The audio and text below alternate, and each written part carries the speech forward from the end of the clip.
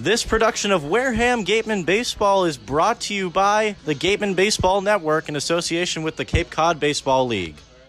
The Wareham Gatemen are 2018 West Division champs. With a high-flying offense, miraculous defense, and lights-out pitching, the Gatemen look to earn their 8th title. Join J.D. Rachi. Ripped out to left field and fairly deep, back to the track, to the wall, and this one is gone! A grand slam for Lyle Lockhart!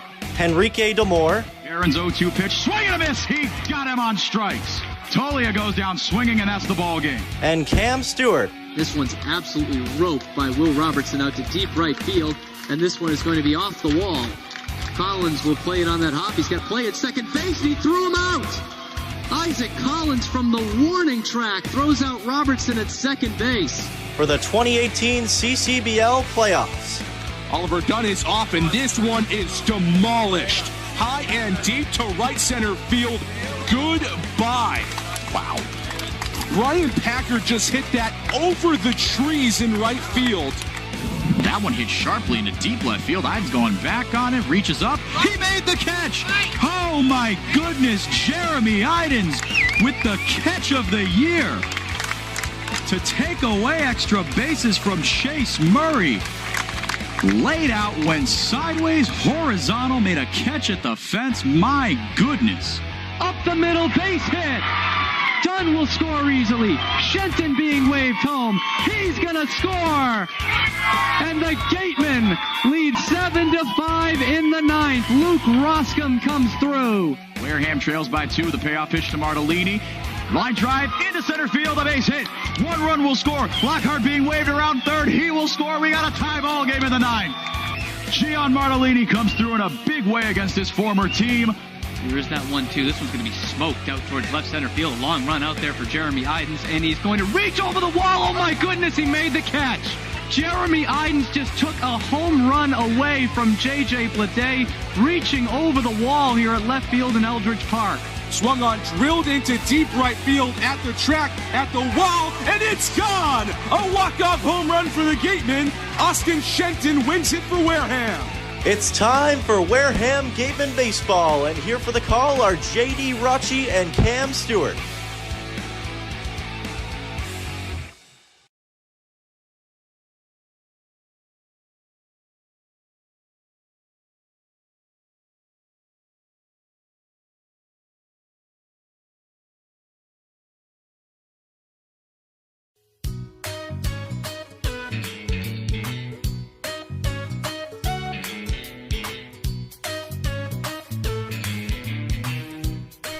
From Wareham, Massachusetts, it's the 2018 Cape Cod Baseball League Championship Series Game 1. Hi, everybody. Welcome to Spillane Field alongside Cameron Stewart. I'm J.D. Rachi getting you ready for the Wareham Gatemen and the Chatham Anglers in Game 1 of the 2018 CCBL final series of the season. It's a battle of the aces today. Ryan Garcia on the bump for the Gatemen, Austin Bergner on the mound for the Chatham Anglers. And really, this is a series that went all Gatemen in the regular season, Cam. A 4-0 record for Wareham against Chatham, plus 22 run differential, outscored Chatham 34-12 in the regular season. Yeah, and I think sometimes that run differential could be misleading. I don't think that was the case in this season series. The Gatemen had some of their best offensive performances against the Chatham Anglers this year, starting with opening day, the 12-5 victory in which they had a 7-run 9th inning. Like we mentioned in the pregame show, a lot like that Game 2 against Catuit, where they put across a 10-run 9th to put the game out of reach. They have feasted, as many teams have that have beaten Chatham this year, they have feasted on the Anglers' bullpen. The starting pitching has been pretty good for the Anglers. Obviously, the offense is their bread and butter, but that bullpen is their most suspect part of their game by far. So I think that'll become huge, obviously, for any team going down the stretch here in the finals, but especially for Chatham. They need to get a lot out of their starting pitching today because the Gatemen, while they've gone through a couple different lineups, basically, because all this was at the beginning of the season. The last time these teams played was back on July 11th. So 2 different teams, especially on the Gateman side offensively, but that's how they've gotten to the Anglers this year. One guy offensively that Wareham is going to have to watch out for is the leadoff man, Blake Sable, the left-handed hitting left fielder out of USC, actually a former Gateman, spent a little bit of time with Wareham last summer, but has turned it on and was an East Division All-Star this season with the Chatham Anglers, 7 home runs, an absolute mammoth at the plate. First pitch of the ball game coming from Ryan Garcia. It's popped up foul down the left field line on a fastball, coming in at 6:34, 4 minutes after scheduled first pitch. You want to talk about a guy who can improve their draft stock in the Cape League? Blake Sable is the epitome of that. Just 276 on the regular year for USC, 4 homers, 24 RBI, nothing jumping off the page, but he has been absolutely stellar for Chatham. That average well over 300, and the power numbers there too. A 1 from Garcia is up and away. It's a ball and a strike to Sable, who in this postseason is hitting .474 with 9 hits, a double, 2 home runs, and 3 RBIs. Here comes the 1-1 from Garcia. Fastball popped up left. Jacob Goldfarb ranging into foul territory, still chasing, but he runs out of room and it drops foul. That obviously just going down as a strike there, but I think that's something that Ryan Garcia is going to have success with today, and that's getting guys off balance. I talked about it in the pregame show. That fastball has a bit of dip to it, and Blake Sable was way off balance on that one, way under it. That's the thing that he's going to do so well today, is changing eye levels. Garcia, meanwhile, in the postseason, started game 1, was the ace for the season, all season long, I should say. Started game 1 of the postseason against the... Too much, but it did change a bit right at the end, right down the middle. Blake Sable, you got to take the bat off your shoulder, son. And that's UCLA over USC in the strikeout. That strikeout brought to you by Lang, Exafars, and Buller, the official strikeout sponsor of the Wareham Gatemen. You mentioned UCLA versus USC. Now we're seeing another Pac-12 matchup, UCLA versus Arizona State, and Spencer Torkelson. First pitch to the big right-hander. Played just over 30 games with Chatham this season. 0-1, misses low. It's a ball and a strike. But he had some pretty good numbers, to say the least, widely regarded as maybe the best bat in the Cape Cod Baseball League outside of Andrew Vaughn this summer. In 25 games, he hit .333 with 9 doubles and 7 home runs. Here's the 1-1 from Garcia. Breaking ball up and away, 2-1. Yeah, and we've talked about all season long how good Andrew Vaughn is and how impressive a specimen he is. Spencer Torkelson is right in that same conversation. He has got pro and stud written all over him. 2 balls and a strike. Blue Sox coming out from underneath the gray pants for Torkelson. Swung on and drilled into right field, but it's going to hang up for Isaac Collins, who drifts in toward the foul line and camps out underneath it for out number 2. 2 up, 2 down for Ryan Garcia. Now we'll give you the defense for the Gatemen in the outfield. You just heard Isaac Collins make the catch in right. In center field, it's Jeremy Idens, and in left, Jacob Goldfarb. Meanwhile, on the infield, Austin Shenton at third base, Ryan Kreidler, the shortstop, Oliver Dunn at second, Lyle Lockhart at first, and Drew Millis behind the plate for Ryan Garcia. So now another dangerous hitter in Michael Bush comes to the dish. First pitch from Garcia to Bush, the UNC Tar Heels. A fastball on the outside corner, 0-1. Umpires today, Mickey Garcia behind home plate, Joe Caraco at first, Sam Finn at second, and the Cape Cod Baseball League Umpire of the Year, Rick Emerson, at third base. 0-1 breaking ball just misses inside, 1-1. Bush, a late addition to the Chatham roster because he was playing in the College World Series with the University of North Carolina. The 1-1 home. Fastball outside corner strike, 1-2. Much like Austin Bergner, the starter today for the Chatham Anglers, has made a huge impact since coming over from the Tar Heels.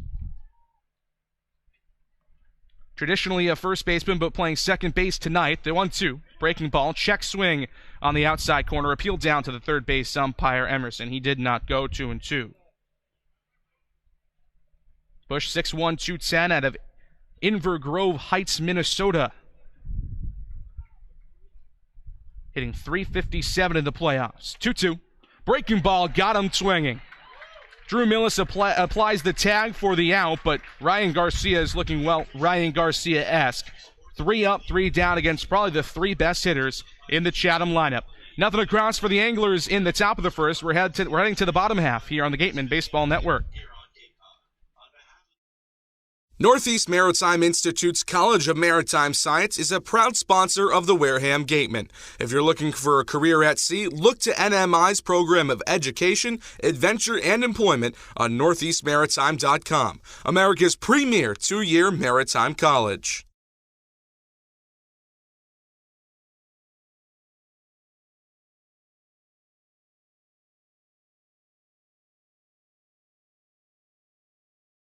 Gateman Baseball is officially sponsored by Robertson'S GMC, the truck professionals. Located just 2 miles away on Cranberry Highway, we are proud to sponsor the Gateman Youth Clinic for 2018. Robertson'S GMC. We are professional grade. Power like a pro. Legacy Insurance Agency at 213 Main Street here in Wareham can offer you coverage for all your insurance needs. We have the bundle discounts, the accident forgiveness, the vanishing deductible, no loss, etc. But unlike those other gimmick companies, we can quote you with multiple carriers. So forget the lizard and the price tool and come talk to a professional. We'll help you find what's right for you.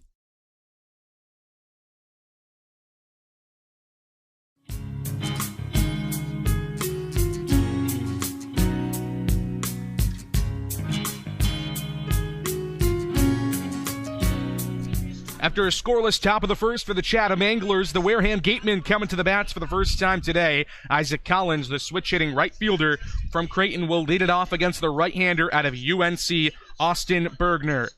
Big guy, 6'5" on the mound out of the University of North Carolina at Chapel Hill. Had an excellent season in 4 starts with the Chatham Anglers this year. A 2.38 ERA in the regular season, 22 2/3 innings. He gave up 22 hits.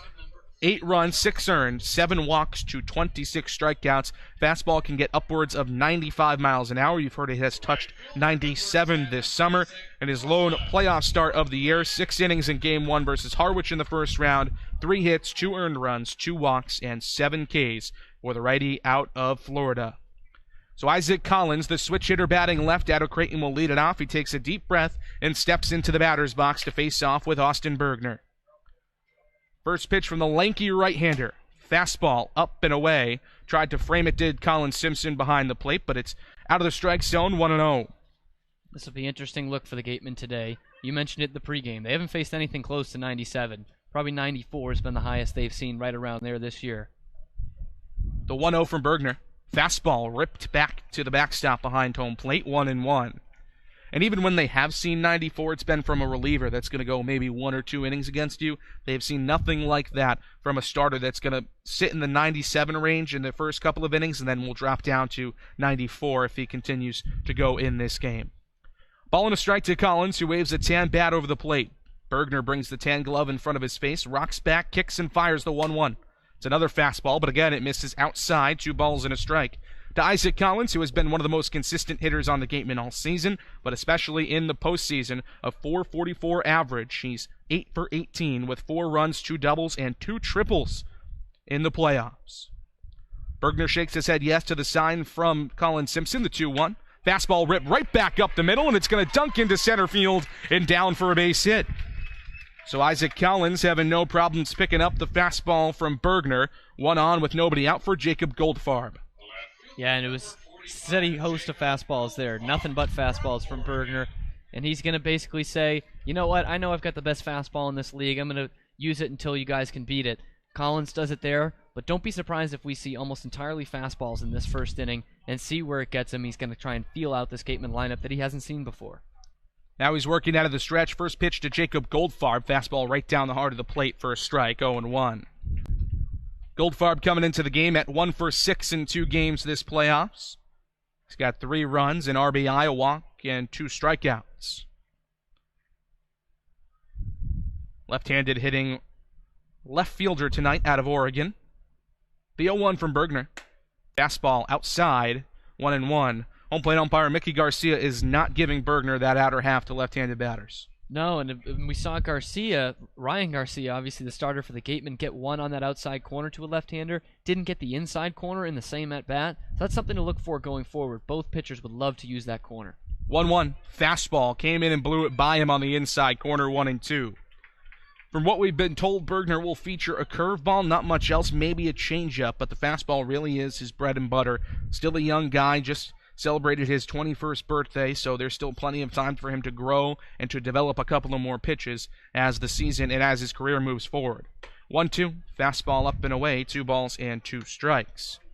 Isaac Collins, meanwhile, at first base, the team leader in stolen bases this season with 5 steals in the regular season. Gateman, not a team that's going to run on you a ton, only 25 steals the entire year. Meanwhile, Chatham, who had finished near the bottom of the league in stolen bases for pretty much the entirety of John Schiffner's run as head coach, finished at the top of the league in stolen bases. 2-2, blew the changeup by him that time. First time we've seen a breaking ball used. Jacob Goldfarb set down on strikes. First K of the day for Bergner. The perfect time to use it, because we've only seen fastballs from him so far, and you've got to be geared up for it. Has a ball or two to work with. It was 2-2, so has another pitch to work with, and just drops the changeup on him. Be interesting to see if that's something he goes to a lot with 2 strikes. It's going to be interesting to see if he does that with Austin Shenton, the best hitter in the playoffs thus far for any team in the CCBL. Left-hander out of FIU strides in. Bergner staring in. The first pitch is a fastball in the outside corner. Rip and a miss from Austin Shenton, 0-1. And he's a guy who's feeling it right now. 3 homers in the playoffs. He's been really gearing up for that fastball. And you could see it right there on the first pitch. He was swinging for the downs. Hitting .600 in the postseason this year for the Gatemen as Bergner steps off and brushes some dirt away near the rubber. .600 average in 4 games. He's 9 for 15. A triple, 3 homers, 4 walks. He's been on base a ton in the postseason. Right-hander Bergner comes set, 0-1. Fastball, outside corner strike at the knees, 0-2. Shenton checked his swing, thought about going around, but realized he wouldn't have been able to do really anything with it. No balls and 2 strikes, 1 out. Bottom of the first inning, scoreless tie here in Game 1 of the 2018 CC Chatham. Ben Ramirez at a USC at third. Greg Jones, the shortstop. Michael Bush at second. Kyle McCann at first. Blake Sable in left. John Rave in center. And Spencer Torkelson, the right fielder.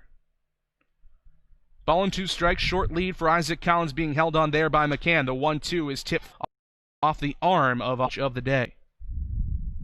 1-2 from Bergner.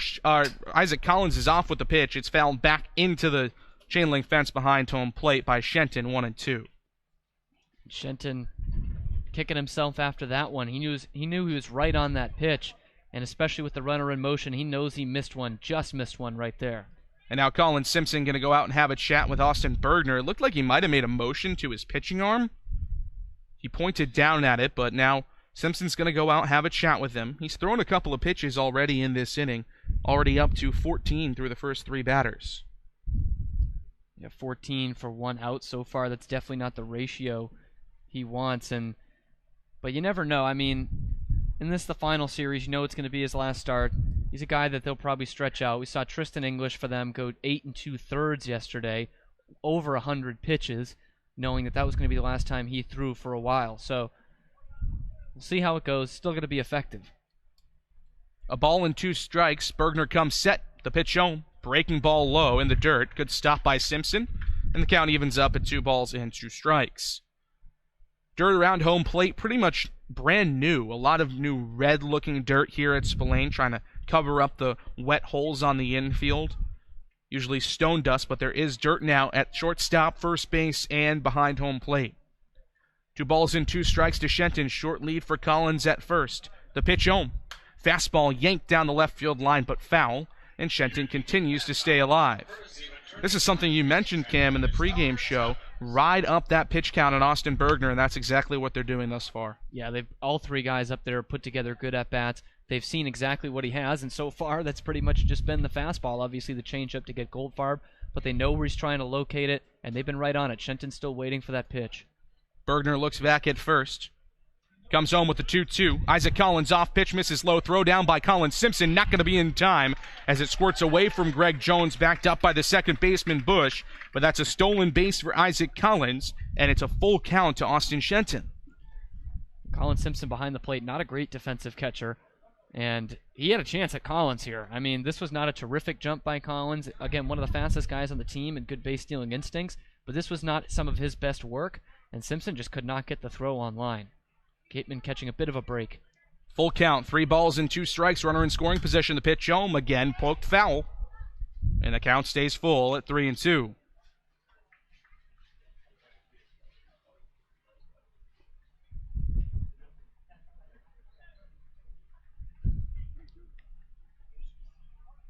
Ten pitches now in the at-bat for Austin Shenton. The 11th upcoming as he waggles a tan bat over his head, leads the league in average in the postseason. Another payoff pitch. Fastball nubbed foul again toward the Chatham dugout down the third base line. And again, it stays at 3-2. Jeremy Idens, the UCLA center fielder today, waits on deck. Full count, 3 balls and 2 strikes, 1 out. Bottom of the first inning, a scoreless tie in Game 1 of the CCBL Championship Series between the West Division champion Gateman and the East Division champion Chatham Anglers. Still a full count as Bergner tucks the tan glove into his chest. Again, towing the slab from straight away. Here comes another payoff pitch. Fastball ripped on and missed. And Shenton goes down on strikes. Back-to-back Ks for Bergner. 2 gone in the first. Obviously a huge out there. One of your best hitters up at the plate. Definitely the best hitter in the postseason for the Gatemen. And you work a man into scoring position. He puts together a great at-bat, though 13 pitches on it. But it's just that fastball with a little bit of bite that time. Something we haven't seen featured from Bergner so far. But the velocity and a bit of movement at the end, nearly unhittable. Now Jeremy Idens, the right-handed hitting center fielder out of UCLA, strides in. Still a runner at second base for the Cape's RBI king this regular season. First pitch is popped up on the infield. Greg Jones will trot in and camp out underneath it as he runs onto the infield grass for out number 3.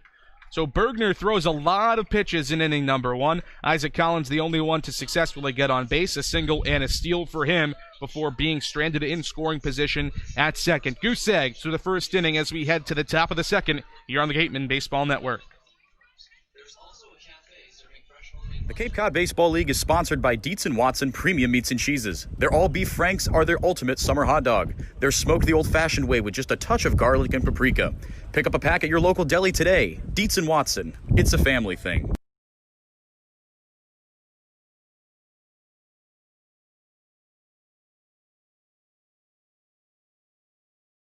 Shop from home year-round on Gateman.org. You can customize your Gateman gear from any device, anywhere. We offer a large selection of apparel and unique gifts 24/7, 365. Hard to find sizes, colors, and styles. Youth Clinic registration is also available. Visit us today and remember us for holiday gifts at Gateman.org.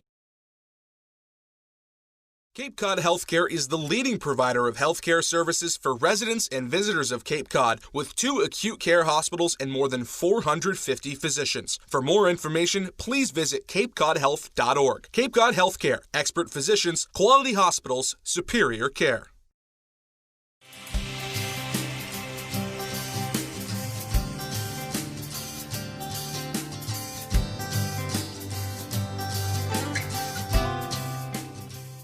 Three up, 3 down for the Chatham Anglers in the top of the first inning. Now at the top of the second here at Spillane Field.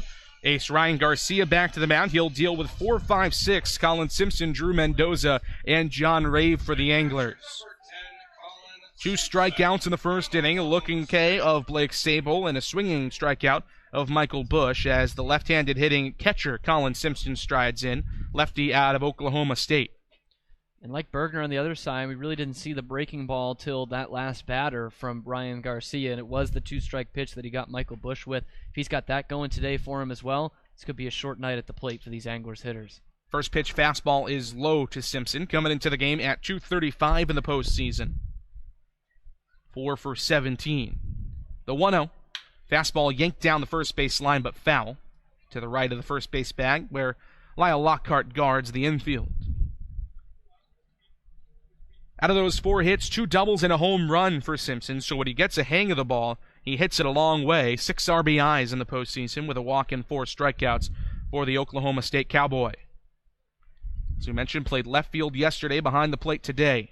1-1, popped up high into right field. Sky high for Isaac Collins, drifting towards center. Takes a couple of steps to his left and corrals it for out number 1. We talk about changing the eye levels from Garcia so far in this game.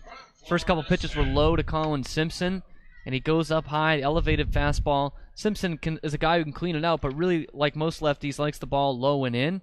And so he's kind of off balance when he swings that one out, and it's not a terrific swing by Simpson that time. I think just trying to foul it off, just kind of yanks that bat at it, and that's why Isaac Collins didn't have to do much work. So now the DH, Drew Mendoza, strides in. First pitch. Fastball down and away. A ball and no strikes to the Florida State Seminole. Left-handed bat. 6'4", 220 pounds. Hitting .250 in the postseason, just 1 for 4, hasn't seen many plate appearances in 3 games.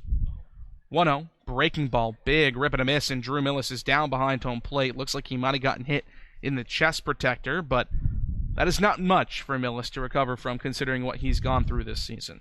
No, yeah, you said it. That's nothing. Drew Millis has been through it all behind the plate this year at Spillane. He's all good and ready to go, taking a couple of deep breaths as the home plate umpire, Mickey Garcia, checks on him. Mendoza just finished up his sophomore season at Florida State.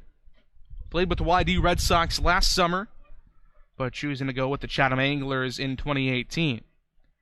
Ball and a strike, the pitch home from Garcia. Misses up and away, 2-1. Mendoza out of Mineola, Florida, and Lake Mineola High School. A .312 average this season at Florida State. 62 starts at third base. 2-1. Fastball. Pop foul back and left, 2-2. All ACC third team this year. 17 doubles, a triple, and 7 home runs, so he does have some power. Although he's only had 2 home runs the entire season for Chatham, both of those coming in the regular season when he hit .232. The 2-2 from Garcia. Breaking ball ripped down the right field line, but foul just out in front of a curve from the right-hander Garcia, 2-2. Yes, it's not an effective breaking ball from Garcia this time, but I was just going to say, I expect him to go with 2 strikes to the breaking ball here on Mendoza because of the size difference. He's standing at 6'4", Garcia barely breaking about 6 feet. He knows that it's going to be really tough for him to get his hands down there on a breaking ball low. 2-2, breaking ball outside, also missed high, and the count runs full. Mendoza touted as one of the top prospects coming into the Cape League last season, but has struggled here on the Cape. Payoff pitch. 3-2 is low. Mendoza is on at first with a walk. First base runner of the day for Chatham. 1 on, 1 out in the second. That's going to be a key. The last 3 breaking balls. One was foul and 2 he lays off. And if Garcia can't locate them for strikes and these guys are laying him off, that's going to be a tough night for Garcia because these anglers, we talk about how great the lineup is. They feast on fastballs. You can't be living with that no matter how good you are. Another good hitter coming to the plate now for Chatham. We'll be saying that a lot. First pitch to John Rave is a strike. It tips off the glove of Drew Millis, but trickles up the first base side where he picks it up. No advance from Mendoza, 0-1. Rave this season at .500 in the postseason. 7 for 14, 3 doubles, a home run. His home run came in the onslaught that they whooped the Brewster Whitecaps with in Game 1 of the Eastern Division Finals. 5 home runs for Chatham that night in an 11-6 win. Garcia out of the stretch for the first time today. Comes set, belt tie, the 0-1. Fastball showed bunt but pulled it back, did Rave. It's 1-1 as it misses outside. Rave, the center fielder out of Illinois State. Hit .304 on the season, was an East Division All-Star for the Anglers. Short lead for Mendoza on at first, being held on by Lyle Lockhart. Here comes the 1-1 from Garcia. Ripped down the left field line, drifting toward foul territory, but it will get in ahead of Jacob Goldfarb. The pinwheel is on for Drew Mendoza, but then he stops at third base. It's a double for John Raven, 2 runners in scoring position for Ben Ramirez. And this is one just breaking the right way for Chatham. Not much on the swing from Rave. Just trying to put it in play. He's kind of lunging on the outside pitch, and he just drops it just a few feet inside that fair territory down left field line. Now things are getting pretty salty for the first time, it seems like, all postseason, for the first time in a couple weeks for Ryan Garcia. Second and third, just 1 out now for Ben Ramirez, the third baseman at USC. First pitch fastball is popped up foul back and left, 0-1. Ramirez, perhaps the second most successful baseball player in his family. His brother Luke, a Little League World Series champion with Chula Vista, California in 2009. 6'3", 190 out of Chula Vista, California. 0-1 from Garcia. Looping breaking ball up at the eye level of Ramirez. It's 1-1. Secondary pitches just have not been there for Garcia so far. Ramirez with at-bats in both of the Brewster games in the 2-game sweep for the Chatham Anglers. Went 0 for 4 with a run scored and an RBI. 1-1 from Garcia. Fastball yanked right back toward us behind home plate, 1-2. And the struggle of command in this inning from Garcia is not unlike the one we saw in Game 1 against Katuitt. Walked a couple of guys, but it was really just that inning. He came back and had 2 solid innings after that. And the other big difference, Chatham can hit a lot better than Katuitt can. Ramirez hitting .228 on the season, but played a lot of games, 33 of them for Chatham. Look back at third, the 1-2. Breaking ball up and away, but it's swung on and missed by Ben Ramirez. Strikeout number 3 on the day for Ryan Garcia, and a big one for the second out in the second inning. Humongous to leave 2 men stranded in scoring position. He keeps going to that breaking ball. That one, again, not great. It's still up in the zone. But when you're sitting fastball dead red like Ramirez is and you're geared up for it, that'll get you just about every time. Greg Jones, the switch-hitting shortstop out of UNC Wilmington, will bat from the left side now against Garcia. 2 outs, but still both runners in scoring position. First pitch fastball, backhanded pick by Millis as it runs low in the dirt. 1-0. Jones coming into the game 1 for 10 in the postseason, but that one was a double. He scored 3 runs with 3 walks and 4 Ks. Led the league in stolen bases this season. Very tough guy to throw out on the base paths. 1-0 from Garcia. Fastball inside corner strike. Cross Drew Millis up, so it might have not been where he wanted it, but still a very well-placed pitch. 1-1. Yeah, ran inside, and I don't think Jones is expecting it either because Millis is set up outside, but can't live with that all day. Signs coming in from Drew Millis as the Cary, North Carolina native Jones waves a bat over the plate. 1-1 from Garcia. Fastball ripped down the left field line, but foul. 1-2. Here it is, big pitch upcoming for Garcia. We've seen him try to go to that breaking ball. It hasn't necessarily been there. The fastball's been okay for him so far. That's how he's gotten the majority of his outs.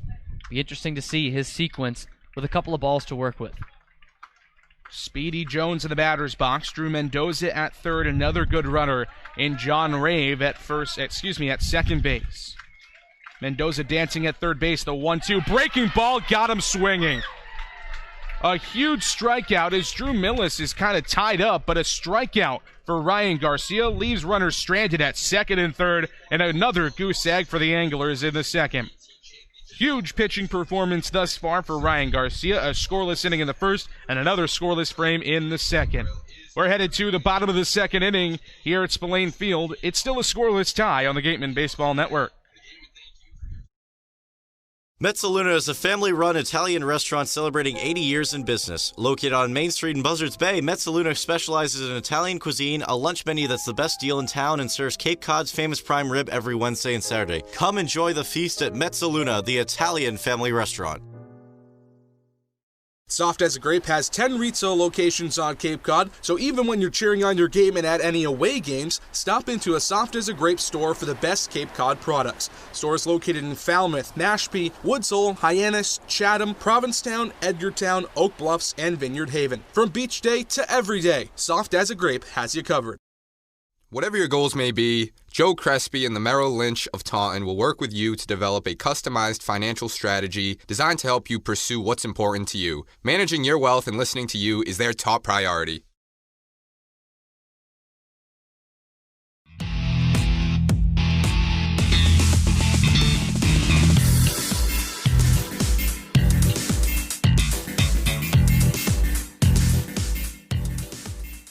Masterful performance from Ryan Garcia in the top half of this inning. What does Austin Bergner have to offer us now as the Chatham Anglers come back on defense? The Gatemen, a single for Isaac Collins to lead off the first inning, then 3 straight outs from Jacob Goldfarb, Austin Shenton, and Jeremy Idens, but it's good enough at least to see that you can hit the flamethrower in Bergner. Yeah, and I think looking forward into this inning, the resurgence of the Gateman offense is just the confidence level going into 5, 6, 7 in the order. A couple weeks ago, we would have been saying, oh man, Shenton and Idens got out. In 2 innings, we'll have another shot to score a run. But the way Millis, Martellini, and Lockhart, the 3 guys who are due up, and even Dunn, who's due up 4th, have gone so far in this last 2 weeks of the regular season into the postseason, you're feeling pretty confident top to bottom in this Gateman order, and that's been the major difference.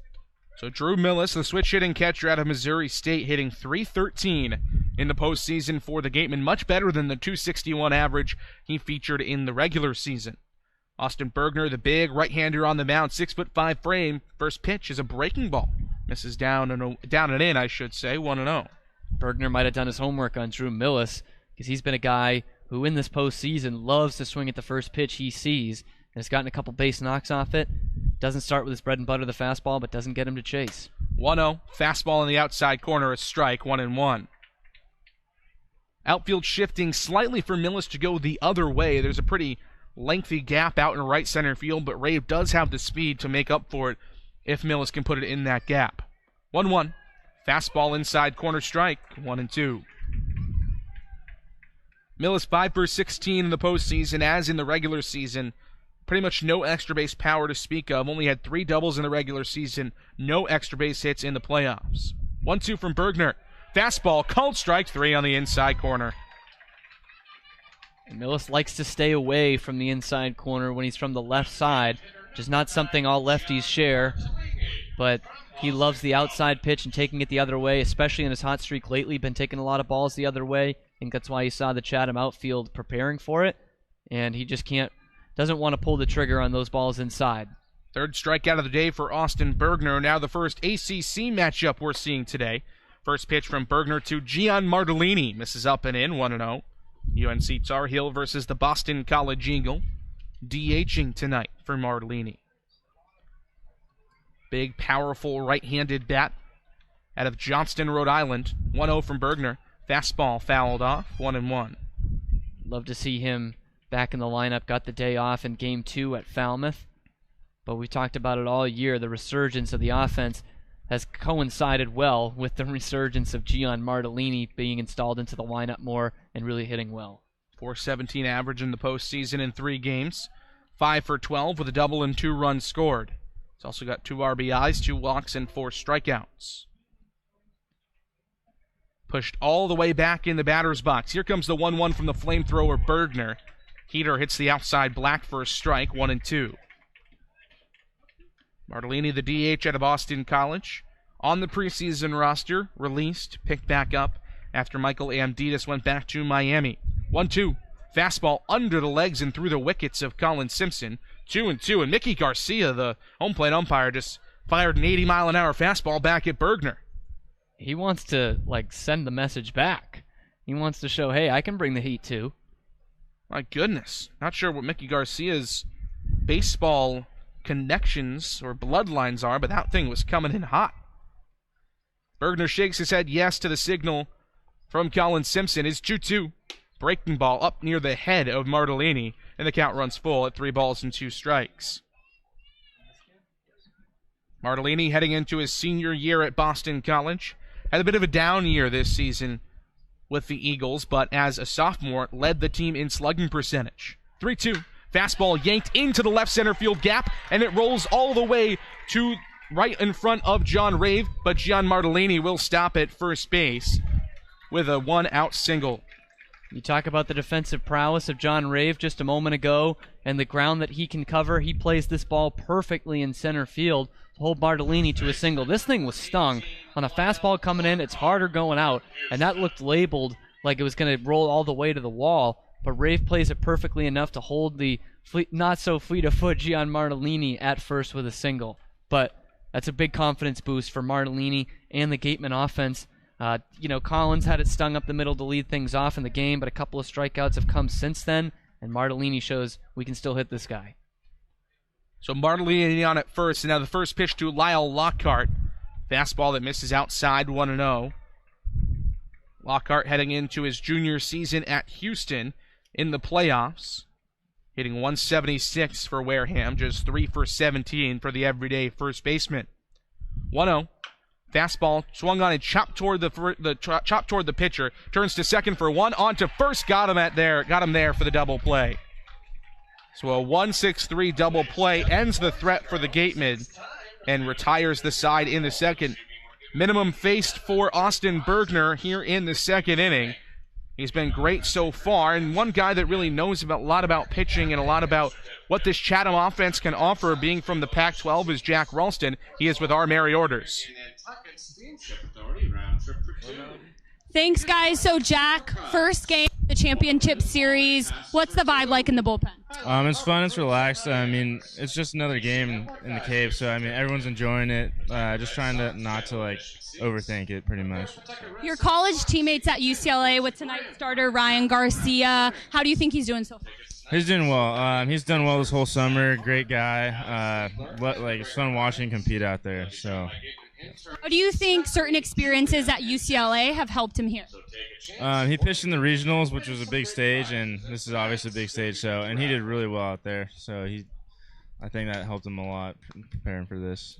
Lastly, you faced Torkelson, who's on Chatham, during your UCLA career. Can you talk a little bit about him as a batter and how to try to get him out? He's a very good hitter, but I mean, just if you get ahead of him, I mean, a good angle on the fastball, mostly he'll get himself out. So, Jack, thanks so much for your insight. Guys, back to you.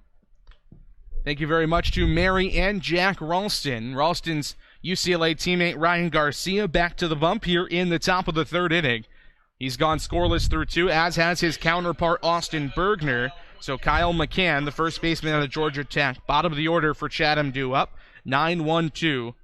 McCann, Sable, and Torkelson. So we will see both of the best hitters on this Chatham team come to the plate in this inning. McCann, the left-handed bat out of Georgia Tech, playing first base tonight for the Anglers. Taking a while to settle into the box, but now comes in at the behest of the home plate umpire, Mickey Garcia. Garcia ready to go on the mound. First pitch to the Georgia Tech Yellow Jacket. Just misses outside on a heater, 1-0. We have not seen that outside corner be given to these pitchers thus far. The outside corner to lefties. And the home plate umpire, Mickey Garcia, he has been consistent through the first 2 innings. 1-0. Fastball. Clip back foul. 1-1. McCann has been a bit of a revelation for this Chatham offense in the postseason. A .273 average in 4 games. That's after hitting just .219 in the regular season. He's got a home run on the year in the postseason. The 1-1. Fastball low, 2-1. 3 for 11, 2 runs scored for Kyle McCann. So he hasn't seen every at-bat that he possibly could in the 4 games, but has been a consistent member of the lineup. Caught his Georgia Tech teammate Tristan English. 2-1 fastball. This one's on the outside black, 2-2. Seeing a lot of fastball from both pitchers, both Ryan Garcia and Austin Bergner in this game. Yeah, and I think you're going to see that going forward, especially from Garcia, if he can continue to stay ahead of these hitters. As I've mentioned before, breaking ball hasn't been at its best today. 2-2 is popped up foul down the left field side, but it will get out of play over our heads. 2 balls, 2 strikes, nobody out. First batter of the inning here for the Chatham Anglers. They've got 1 hit thus far. The Gatemen with a pair of base knocks through their first 2 innings. 2-2 from Garcia. Breaking ball up and away, and the count runs full.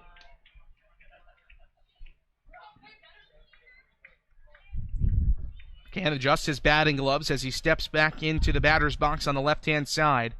Just finished up his sophomore season with the Georgia Tech Yellow Jackets. Garcia shakes off a couple of signs from the catcher, Drew Millis. Gets one he likes. Here comes the payoff pitch. Fastball dribbled weakly down the first base side, but it will roll foul. And with what I was saying about Garcia pitching ahead of guys with that fastball, the fastball control has been excellent today, as it always is. It's just the breaking ball has been all over the place. So he figures, hey, I can change eye levels with this fastball, and it will almost work like throwing a different pitch at them. So when I get ahead of a guy 0-2 or 1-2, I can just throw the fastball on the outside corner or up elevated by the letters, maybe the inside corner, and his pinpoint accuracy has been so good that he can afford to do that. Another payoff pitch. Fastball misses outside. McCann on with a leadoff walk. Here comes the top of the order in Blake Sable. That was a risky pitch for Garcia because, as we've said, that outside corner isn't there. And now it's never good to walk the leadoff man, but especially when it's the number 9 man in the order and you've got these 2 guys coming up next, doesn't bode well usually. And this is not your typical 1-2 top of the order for the Chatham Anglers. This is one of the most powerful 1-2 punches I've seen ever in baseball. First pitch changeup, waved on and missed by Sable on the outside corner, 0-1. Yeah, it's kind of that new baseball adage, isn't it, of just putting the sabermetrics, your top two guys, your best two hitters up in 1-2.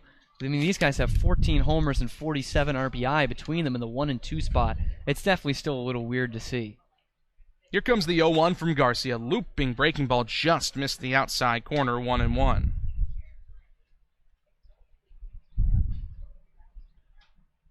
Sable, as we mentioned, out of USC, another all Pac-12 matchup. We'll see a couple of those throughout the Chatham lineup tonight with Ryan Garcia on the bump.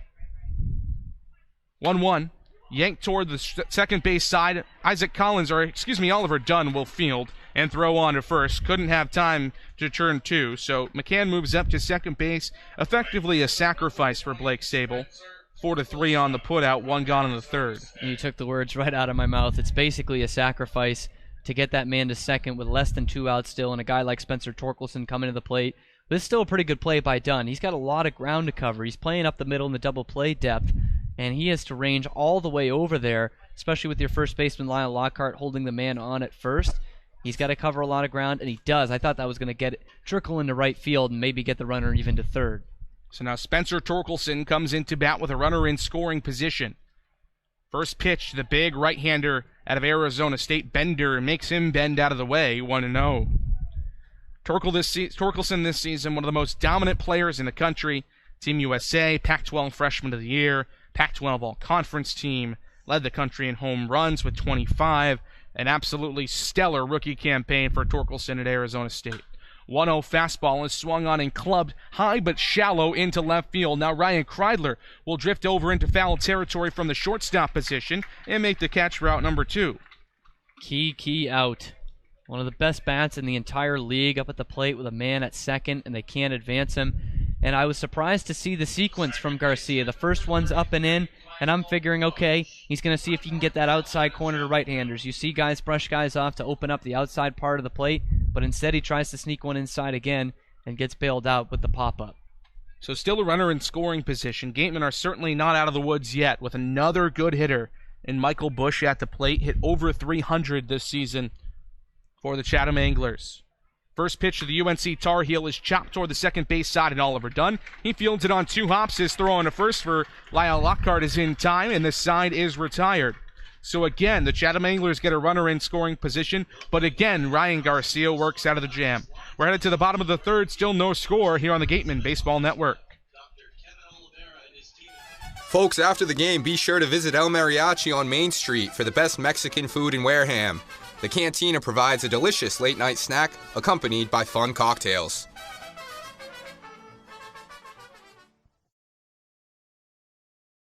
Learning at Curry College extends beyond the classroom and is embedded in all that they do. Curry prepares students to engage in successful careers and active citizenship with a global perspective.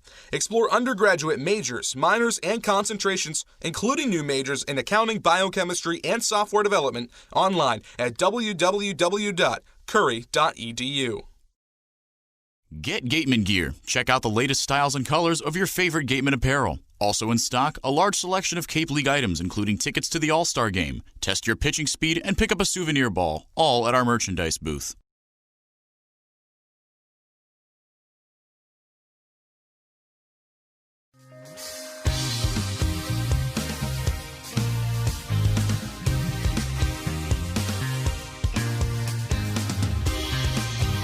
Austin Bergner back to the mound for the Chatham Anglers in the bottom of the third inning. We've still got a scoreless ball game here in the first game of the 2018 Cape Cod Baseball League Championship Series between the Anglers and the Wareham Gatemen. It'll be 8-9-1 due up for Wareham. Oliver Dunn, Ryan Kreidler, and Isaac Collins due up for the Gatemen. And these are 3 guys that have really stepped up in the playoffs. Yeah, and I was remiss to mention it in the last inning, when we talked about Millis Martellini Lockhart. But Kreidler has been so good at the bottom of the order for the Gatemen. He is a guy who is a vocal leader on the team, but he has led with his play here in the postseason. We talk about the big home run that got them back in the game 1 here against Falmouth. He has just been doing it all year, not trying to do too much at the plate, but especially in this postseason. He's finding ways to get on base and keep the line moving down there at the bottom of the order. So expect him to keep that going today. Obviously, the toughest pitcher the Gatemen have had to face in this postseason still on the mound. But before we get to Ryan Kreidler, it'll first be Oliver Dunn, the left-handed hitting second baseman out of Utah, to face Bergner. First pitch from the lanky right-hander. Fastball right down Broadway for a strike, 0-1. Coming into this game, done 1 for 10 on the postseason in 3 games. Got the day off in Game 4 against the Falmouth Commodores. 0-1 pitch on the inside corner, 0-2. He's got 2 runs, 2 RBIs, 2 walks, and 2 strikeouts. So when he has reached base, he's been productive. Here comes the 0-2 from Bergner. Slider outside, 1-2. Coming into the postseason at .243 on the regular season, but considering at one point his average was at .077, Oliver Dunn has been red hot at the end of the year. A ball and 2 strikes. Bergner rocks back, kick sign, fires. 1-2. Sliced foul down the left field line. Still a ball and 2 strikes. That shatters the bat for Oliver Dunn. He'll have to get a new piece of lumber. Yeah, but these guys in the bottom of the order, I was talking about it a bit with Millis, Martellini, Lockhart as well. But that's where the resurgence has come from. You know, we saw struggles. We're seeing one with Jeremy Idens right now, but at one point a 2 for 24 going into that final home and home in the regular season. Even Austin Shenton, the final week or 2 of the season, was struggling a bit. Obviously, he's come alive in the postseason.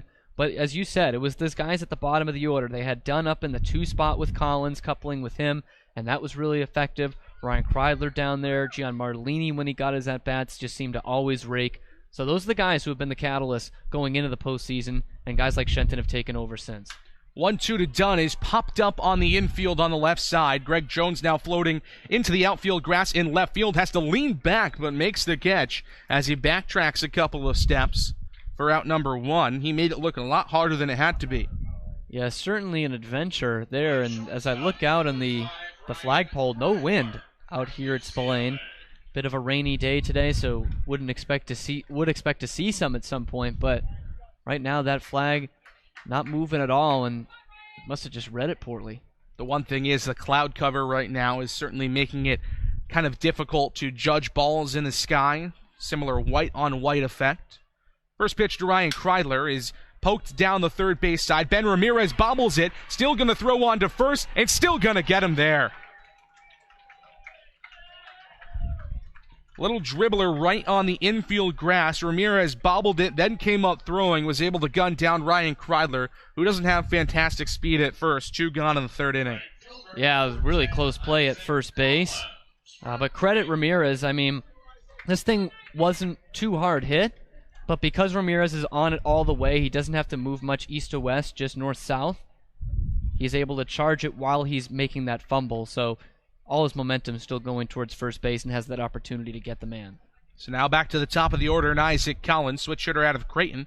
First pitch to him is poked down the left field line, foul, 0-1. Collins, 1 of 2 hits on the day for the Gatemen. Leadoff single in the first inning before he stole a base and then was stranded at second. Bergner already ready to go on the mound, but Collins is going to make him wait. Left-handed bat steps back in, waves the 10 stick over the plate a couple of times. Bergner rocks back, kicks and fires the 0-1. Breaking ball comes inside, 1-1. Collins, as we mentioned, coming into this game, hitting .444 in the postseason, a .308 average in the regular season, what many considered to be an all-star snub in the West Division. Ball and a strike. Bergner's lanky frame comes home. 1-1 is fouled off back and left. A ball and 2 strikes now. Collins out of Maple Grove, Minnesota, 5'10", 185. Heading into his junior season at Creighton. Will be draft eligible next year. He's also got a 1252 postseason OPS. One of the best in the league. Bergner again comes set, the 1-2 home. Fastball down and in. 2 balls and 2 strikes.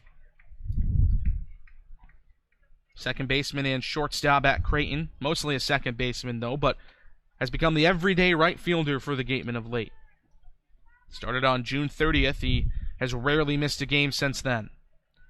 2-2. Fastball outside corner, just missed.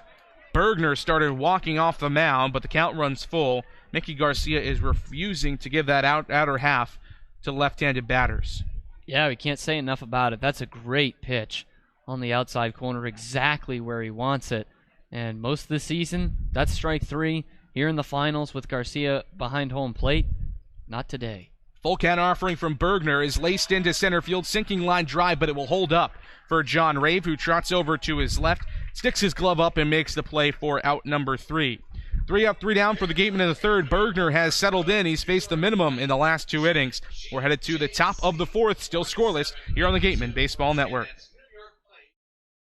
Since 1950, Morse Insurance has consistently offered the best insurance at competitive rates to generations of clients in southern Massachusetts. If you're frustrated with paying for what essentially feels like just a piece of paper, it's time for you to check out the one-of-a-kind client experience that only Morse Insurance can deliver. Struggling with changes in mood, sleep, stress, or a sense of hopelessness? Finding it hard to be the man you want to be? Get the information and tools you need for mental, emotional, and relational health at massmen.org. Courage starts with the first step.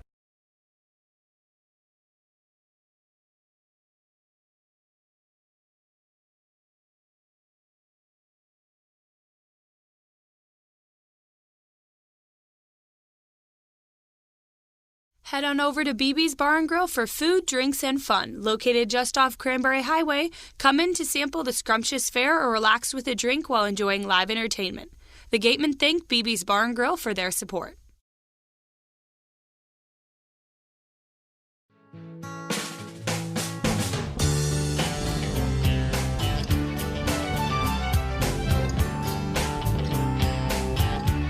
Part of the order, 4, 5, 6 due up for the Chatham Anglers in the top of the 4th inning against Ryan Garcia, Colin Simpson, Drew Mendoza, and John Rave. And this is a part of the order that gave Garcia some trouble in the second. They got runners to second and third before Garcia stranded him there. Yeah, we talk about the Mendoza walk and then the Rave double, and that's been the best scoring chance for either team so far today. That was only with 1 out that Garcia was able to pitch around that. First pitch breaking ball just missed at the belt to Colin Simpson, the left-handed hitting catcher out of Oklahoma State. I'd love to know where that one missed. That was a pretty good-looking pitch. Looked like it might have snuck a little bit too far inside. Here comes the 1-0. Yanked right back up the middle over the head of Ryan Kreidler, who drifted back into the outfield, but it's down for a base hit. So Colin Simpson doing his job. No outs with a base runner at first for Drew Mendoza. Second straight inning that Garcia has put the leadoff runner on. You can't be living with that all day. Pitching around, we've seen him get out of the jam. As we mentioned, the two in scoring position with 1 out. The leadoff man getting up to second with 1 out in the last inning. At some point, it catches up to you. He's also now thrown 50 pitches through 3+ innings.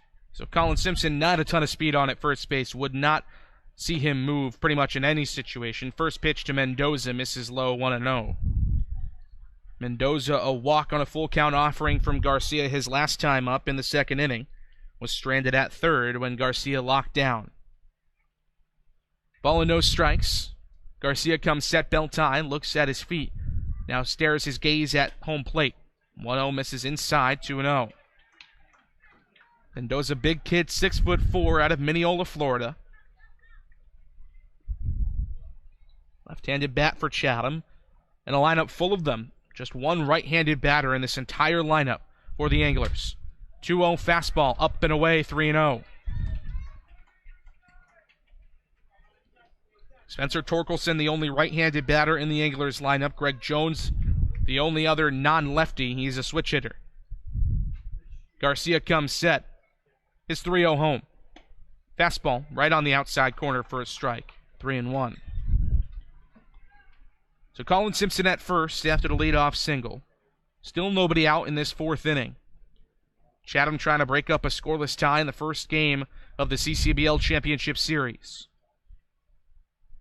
Garcia takes a deep breath on the mound, his 3-1. Fastball inside, he walked him. He's playing with fire here. Puts the first 2 on against a guy coming up now who already has a double off him today. Not the hardest hit double you'll ever see, but it was worth 2 bags nonetheless. Now all of a sudden, if he does that again, a run's coming in. So John Rave, a little fluttering double down the left field line, his first time at the plate. It was a fastball in the outside corner that he reached out and got and just put it in the perfect spot. Fell just inside the left field foul line and in front of Jacob Goldfarb. Runners at first and second for Rave, the center fielder out of Illinois State. Another left-hander in this lineup for Chatham. Garcia comes set, looks at second where Colin Simpson stands still. First pitch. Rave shows bunt but pulls it back 1-0. Breaking ball missed up. And Rave, a guy with enough speed that if he gets a good bunt down, he could not only sacrifice the runners over, but it wouldn't even become a sacrifice. Could easily beat out a bunt single. Quarters in now with Rave showing bunt on the first pitch. Here comes the 1-0. Shows it again. Pops it up foul back and left. Yeah, and I don't know if I keep this on if I'm Coach Holliday here for Chatham, because as good as this offense is, that bottom third has been a black hole for them in the postseason, looking at Ramirez, Jones, and McCann. And now you got to rely on them to just get some productive outs, but even that's been a tough ask. A couple of strikeouts in the 7 and 8 hitters today. Ramirez and Jones both with strikeouts. Kyle McCann with a leadoff walk in the third inning. 1-1 the count to Rave. Short center fielder out of Normal, Illinois. 1-1 home. Fastball outside, 2-1. Ryan Kreidler was asking for a pickoff attempt at second base. Colin Simpson, not with a ton of speed, just 5'9", 215, doesn't run incredibly well. Going to try to pick him off and get the lead runner, but the count runs to 2 balls and a strike.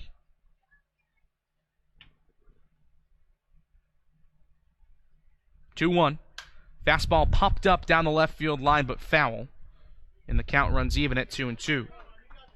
This is where Garcia's got to bear down. His big outs in this game have been the strikeout, and that would be humongous here because a lot of plays will move those guys over and move 2 into scoring position.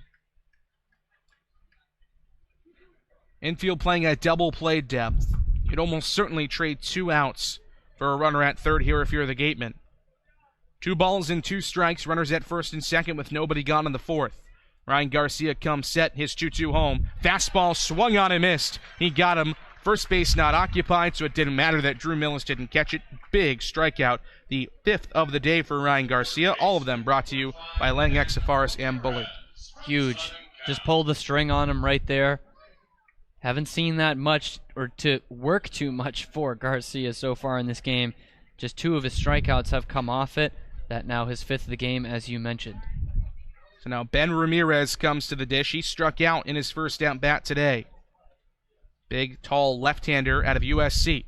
First pitch, fastball on the inside corner, 0-1. Should say a changeup from the right-hander Garcia. Not a pitch we see him turn to a ton. It's mostly fastball curve. Yeah, and even the curveball hasn't really dropped in the zone. We've seen it pull down outside of the zone and get a couple guys to chase, but that's been missing up. The changeup and the curveball both been missing up. If he can drop that down about knee level, he'll be okay. 0-1 fastball. Good stop by Drew Millis behind home plate as the heater came in hurling in the dirt. The count evens up at a ball and a strike. Ramirez listed as a shortstop on the Chatham roster, but was the everyday third baseman at the beginning of the year for the Anglers and has since spent most of his time at the hot corner. Ball and a strike, the pitch. Breaking ball right on the outer black for a strike, 1-2. And as I mentioned in the last inning, this could end up like the Katuitt game where he kind of worked through those struggles missing with the breaking ball and got it back for the last couple innings of the outing. And he looked really impressive in that one. If he keeps locating that like he's done this inning, he'll be just as impressive this time. Tucks a black glove into his chest, comes set belt tie, looks at second base, 1-2. Fastball again in the dirt, again stopped by Millis, and the count runs even. Ramirez just finished up his freshman season out at USC, out of Chula Vista and Eastlake High School.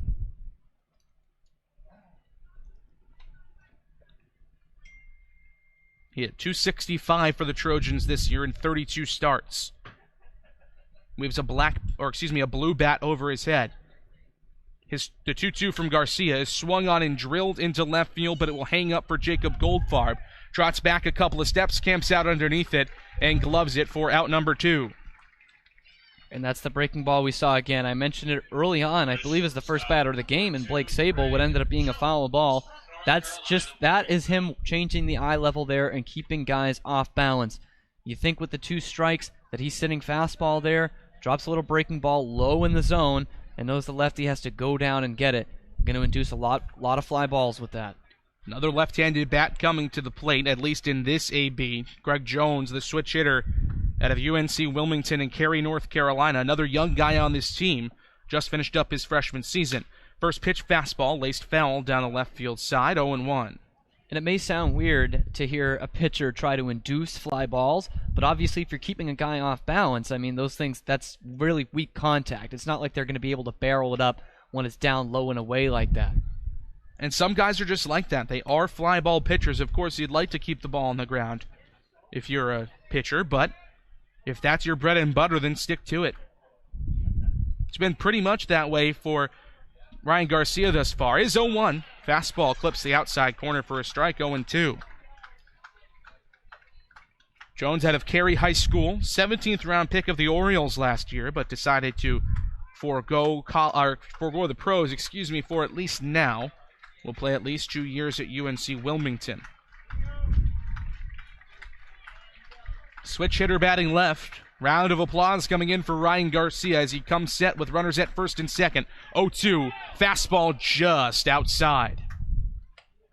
That's a good pitch to the left-handed batter, Greg Jones, because if you get him to chase, he pops it up. Yeah, and I like that as a bit of a semi-waste pitch. They're thinking about that ball in the dirt that he's featured a lot in this inning. Instead, he keeps it up about belt to letter high, but just outside. A ball and 2 strikes. Garcia looks back at second. 1-2. Breaking ball came in and hit Greg Jones on the leg, and the bases are loaded. Definitely not what Ryan Garcia wanted that time. He had Jones right where he wanted him. Placed the waste pitch exactly where he wanted it. Didn't get him to chase, but still had him at 1-2 and a chance to get out of the inning. And this curveball just running too far inside. And put another man on base, load the bases against a guy in McCann who he struggled against the first time up. Walked him, a leadoff walk in the third inning to McCann, and a guy that can hit the ball for power. He does have the home run in this game. Or excuse me, not in this game, in this postseason. I beg your pardon. He's still got a scoreless game here in the fourth inning. Garcia, the UCLA Bruin. McCann, the Georgia Tech Yellow Jacket. First pitch, fastball low. A ball and no strikes on the 70th pitch of the day for Ryan Garcia. This is something we saw him struggle with in Game 1 against Katuitt in the first round. Was keeping that pitch count low through 90 pitches through 5 innings. 1-0. Fastball just misses the inside corner. 2 balls and no strikes. Another time where Drew Millis set up outside and had to dash over to the inside corner and catch the ball. Just crossed him up. Yeah, it definitely crossed up. Not where Garcia wanted it, but he shouldn't be punished for that if it's still a strike. This one catches the inside corner. I think the umpire, the other Garcia, a little bit fooled. So 2-0. Kyle McCann ahead of Ryan Garcia. The pitch. Fastball came up and tipped off the bat. Looks like off the knob of Kyle McCann's bat, 2-1. Was very confused because at first I thought it might have gone away from Drew Millis and a run would have come in to score as it skittered away. Then I thought it would have hit Kyle McCann. Another run would have come in to score, or a run in general would have come in to score on the hit by pitch. But it clicks off the knob of the bat and the count is 2-1. Yeah, and that's a big break for Garcia. If he's able to get out of this, he's like the kid who keeps touching the iron and it's never hot enough to burn him. Shakes off the first sign from Drew Millis, now agrees to the second. Catcher from Missouri State sets up outside, 2-1, hits the spot but misses the strike zone. 3-1 now. Say it again, it just hasn't been there. And the Wareham fans are calling for that to be called a strike, but Garcia has refused to call it a strike all game long. He has been consistent with it. It's all you can ask for. Personally, I think a lot of these pitches on the corner should have been called strikes, but as long as it's consistent from both sides, which it has been, that's all you can ask for. 3-1 from Garcia, chopped to the left side. Ryan Kreidler comes up, has to double clutch, but his throw on to first gets the Chatham Anglers. A 6-3 put out on a very scary play from Ryan Kreidler, but they leave the bases loaded in the fourth. Garcia continues his wizardry with runners in scoring position. We are headed to the bottom of the fourth inning. Somehow, someway, we still have a scoreless tie in the Gateman Baseball Network. The law firm of Lang, Exafaris, and Bullard, providing families and businesses in the greater New Bedford community with legal services for 40 years. We look forward to serving you. For an appointment, call 508-992-1270. We invite you to learn more about the law firm of Lang, Exafaris, and Bullard by visiting our website, lxblaw.com. Stop by the Ansel S. Gurney House, where you will find a unique shopping and dining experience. Whether shopping for a special occasion or just to treat yourself, you'll find what you're looking for in one of the 11 themed rooms. There's also a cafe serving fresh homemade lunches overlooking the extensive gardens. The Ansel S. Gurney House is located at 403 County Road in Marion. The Bay Point Golf Club offers a unique collection of 18 championship golf holes, a beautiful banquet facility, and a club host that has a fully stocked pro shop. The Bay Point Grill is a perfect place to grab a meal or watch a game. The course is located off of Onset Avenue in Buzzards Bay. The Gatemen thank you for your support.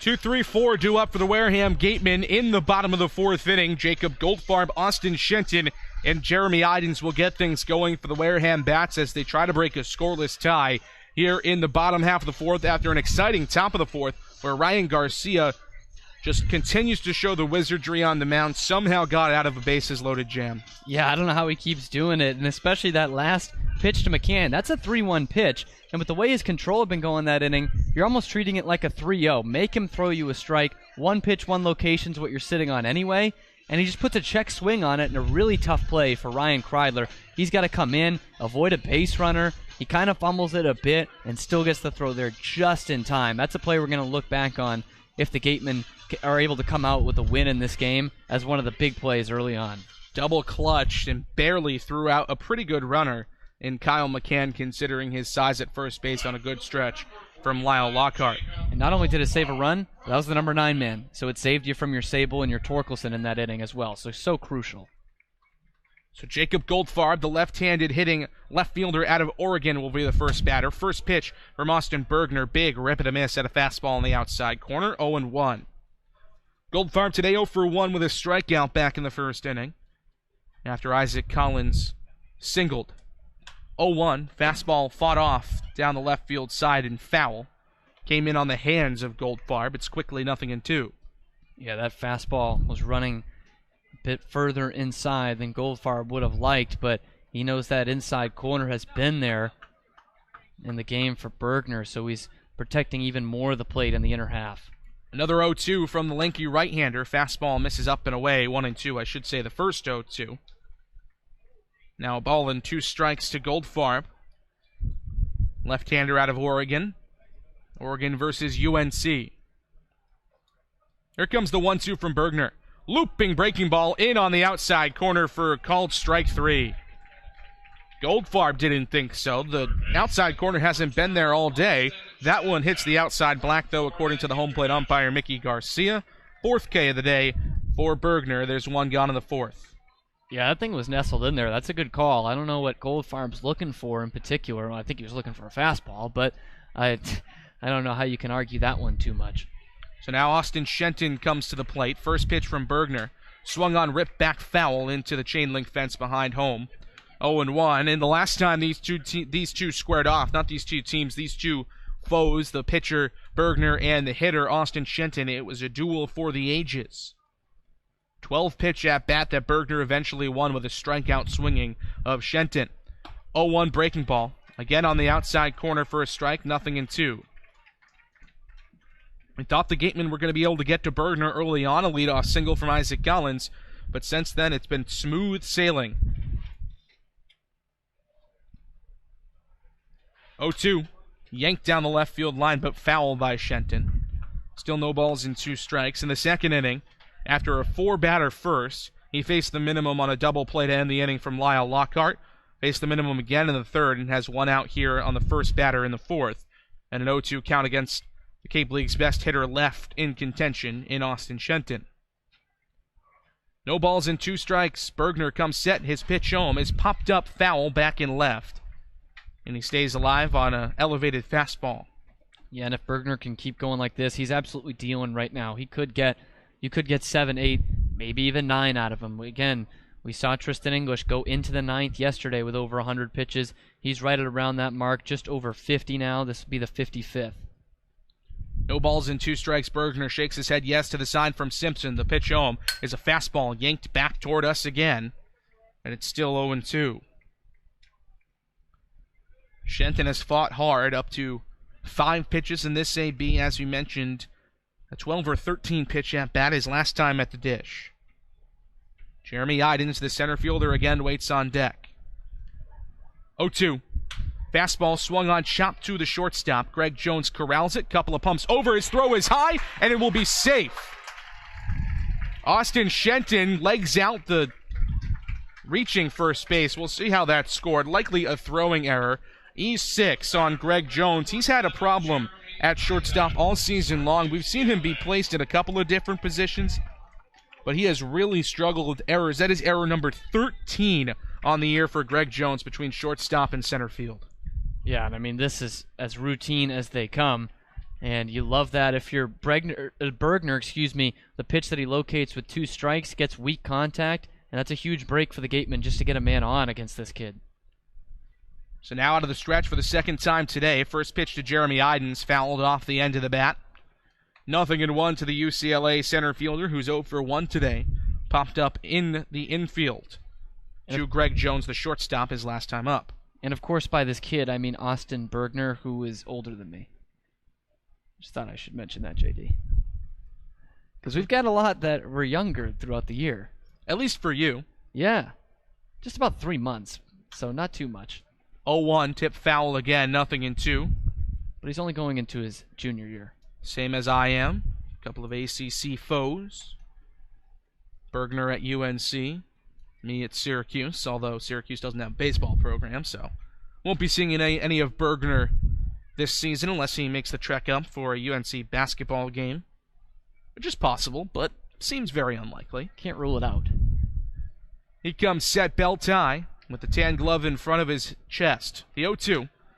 Fastball, tip foul down the third base side, so Jeremy Idens now down 0-2, but has fouled off a couple of 2-strike pitches, just like Austin Shenton did.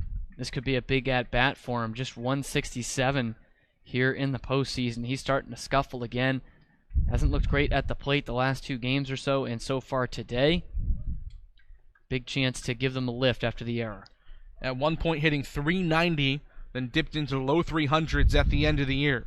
Bergner comes set, the 0-2. Fastball chop foul down the first base side, bounding over the head of first base coach Matt Miller. Still no balls and 2 strikes to Idens.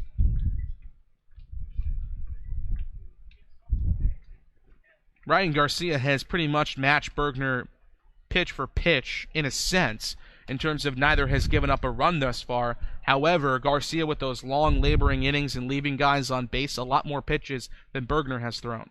Yeah, and it feels like Chatham is just ready to burst offensively. Haven't got that sense so far from the Gatemen because of how good Bergner has been.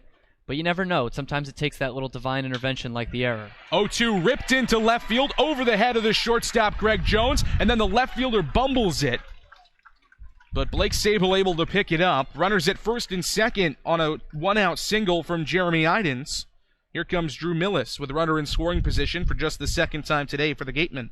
And that's a positive sign for Idens because he hasn't barreled too many up in this postseason. He definitely did there. Just a solid single, but you'll take that right now. It's just the 3rd hit of the game off of Bergner. So now the switch-hitting catcher, Drew Millis, will come in. He'll bat from the left side. Batted from the left side his first time around against Bergner, and he's 0 for 1 with a looking strikeout to begin the second inning. 5th man in the order, Gian Martellini, waits on deck behind him. Surrey State Bear waves the bat over the plate. Bergner checks back at second, first pitch. Breaking ball up and away. Good stab by Colin Simpson behind the dish. 1-0. It almost seems like Bergner's body language isn't great right now after he's given up these first 2 base runners. And sometimes with those high-level guys that expect so much out of themselves, you'll see this a bit. An error from Greg Jones and a single given up to Jeremy Idens on an 0-2 pitch. You'll see him kind of unravel a bit. We'll have to see what Bergner comes and brings in the next couple of at-bats. Behind Drew Millis 1-0, the pitch home. Breaking ball low. And the count runs to 2 balls and no strikes. Yeah, he's definitely not happy with himself out there. And with a guy who's a flamethrower like that with real great swing and miss stuff, those guys, if they're looking at stats, they're looking at whip. And it's not great in this inning. Has already put 2 guys on.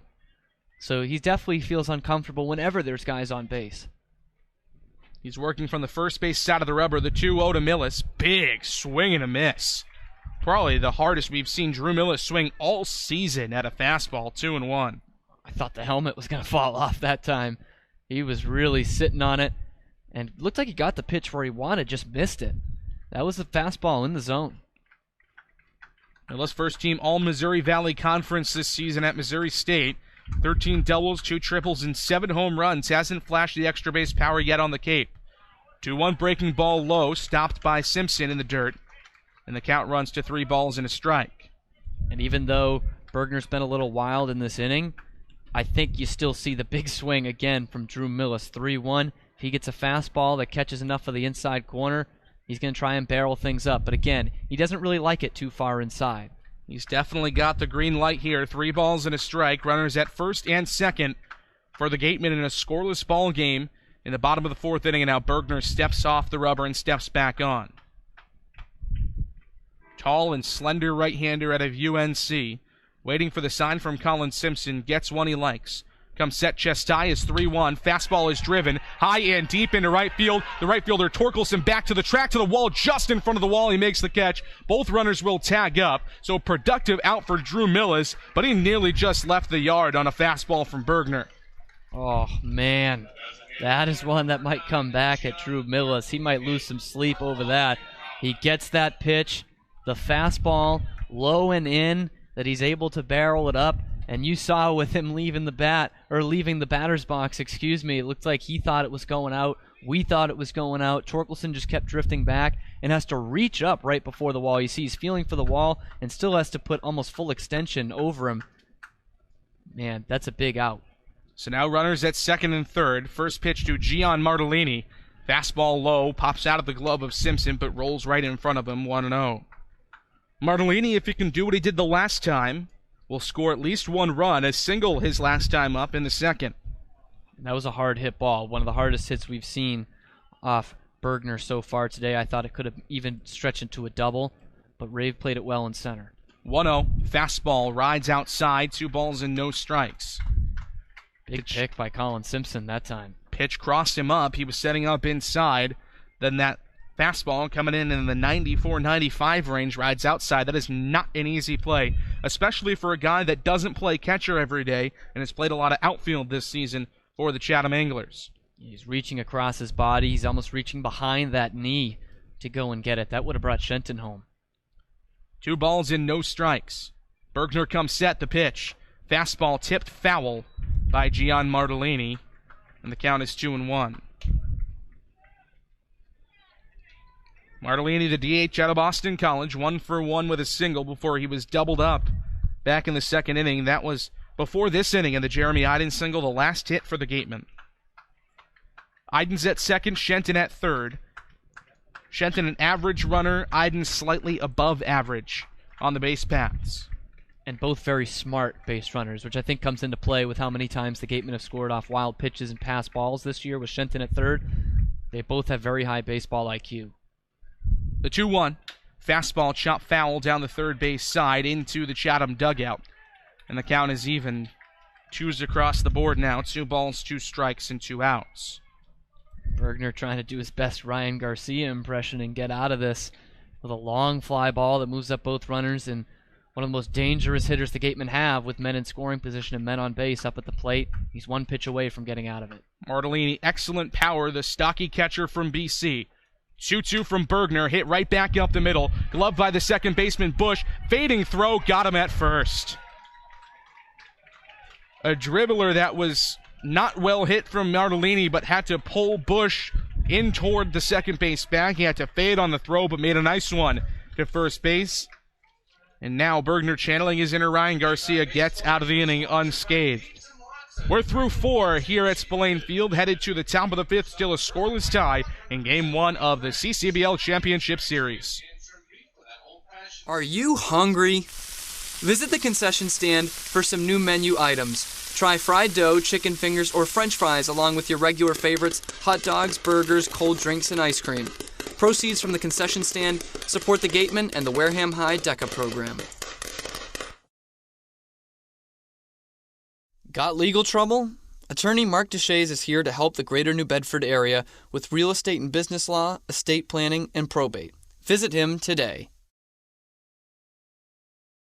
Founded in 1854, the Wareham-based AD Makepeace Company is the world's largest cranberry grower and private property owner in eastern Massachusetts. The company supports organizations like the Wareham Gateman and projects like the outdoor cranberry bog classroom that you may have passed on your way in. Visit admakepeace.com to learn more.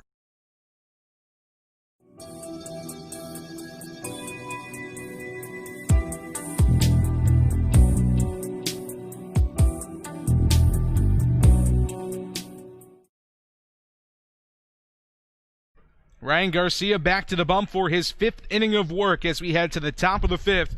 Here from Spillane Field alongside Cameron Stewart, I'm J.D. Rachi, bringing you the first game of the CCBL Championship Series, and it won't be an easy part of the order for Ryan Garcia. Blake Sable, Spencer Torkelson, and Michael Bush due up for the Chatham Anglers.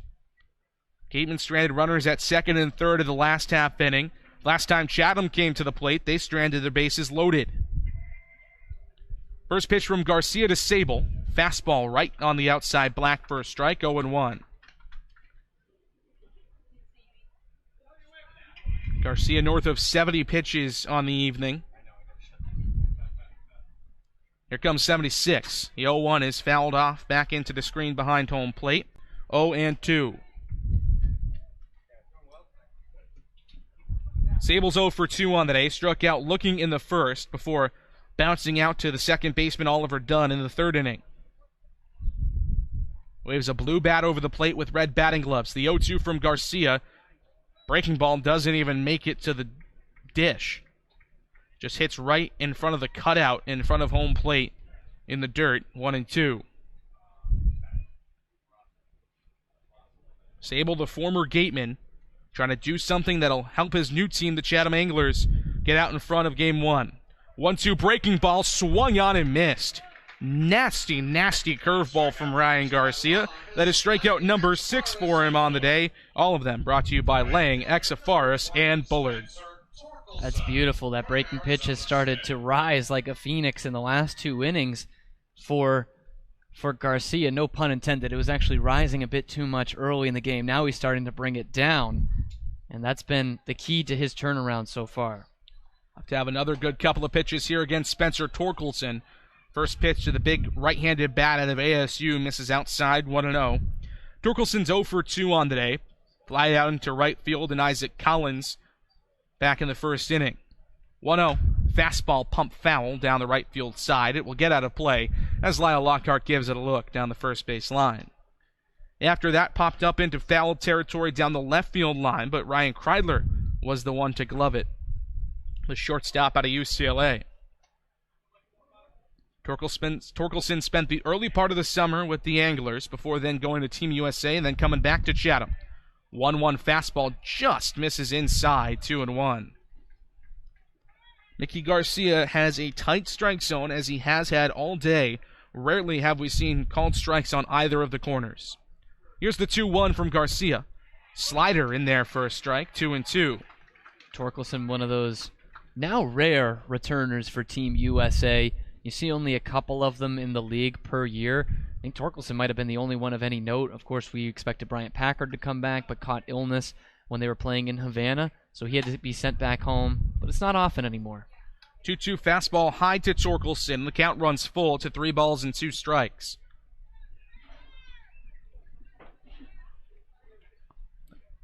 The rising sophomore out of Petaluma, California. Payoff pitch from Garcia. Slider yanked down the left field line, and it will fall fair and roll into the corner. Torkelson around first, chugging for second base, and he will pull in standing up with a 1-out double for Chatham. And this is just great hitting by a great hitter. You knew you weren't going to keep him down for long. The slider does stay low and in, but doesn't break too far enough down. Torkelson's a big boy, but he can go down there and get it. and doesn't try to do too much with it, just barrels it up. And he knows when it's slowing in, he's got that pull power to left field, and it works out there for extra bases. Third time today now that the Anglers have a runner in scoring position with less than 2 outs in an inning. First time in the second, stranded runners at second and third, and then in the fourth, stranded, the bases loaded. Now they'll throw over to first on an appeal. They said that Torkelson didn't touch the bag, but the first base umpire, Joe Caraco, says he did and calls him safe. So now Michael Busch, the left-handed hitting second baseman out of UNC, made a great play to end the last half inning defensively, strides in. He's 0 for 2 with a strikeout and a ground out thus far. First pitch from Ryan Garcia to Busch. Breaking ball at the knees for a strike, 0-1. Busch struck out swinging in the first and then grounded out to the second baseman, Oliver Dunn, in the third inning. We're here in the top of the fifth. Chatham threatening again for the fourth time today with a runner in scoring position. No balls and a strike. Garcia comes set, bell tie. Is 0-1. Is chop foul toward the first base dugout. Nice little defensive play from Don Snedden, head coach of the Gatemen, down that first base side as the count runs to 0-2. Still got it. Donnie Boy still got it. Hasn't played baseball in a while, at least competitively. Former national champion, though, at Cal State Fullerton. First one for the Titans. Trying to bring a championship here to Wareham for the first time since 2012. The 0-2.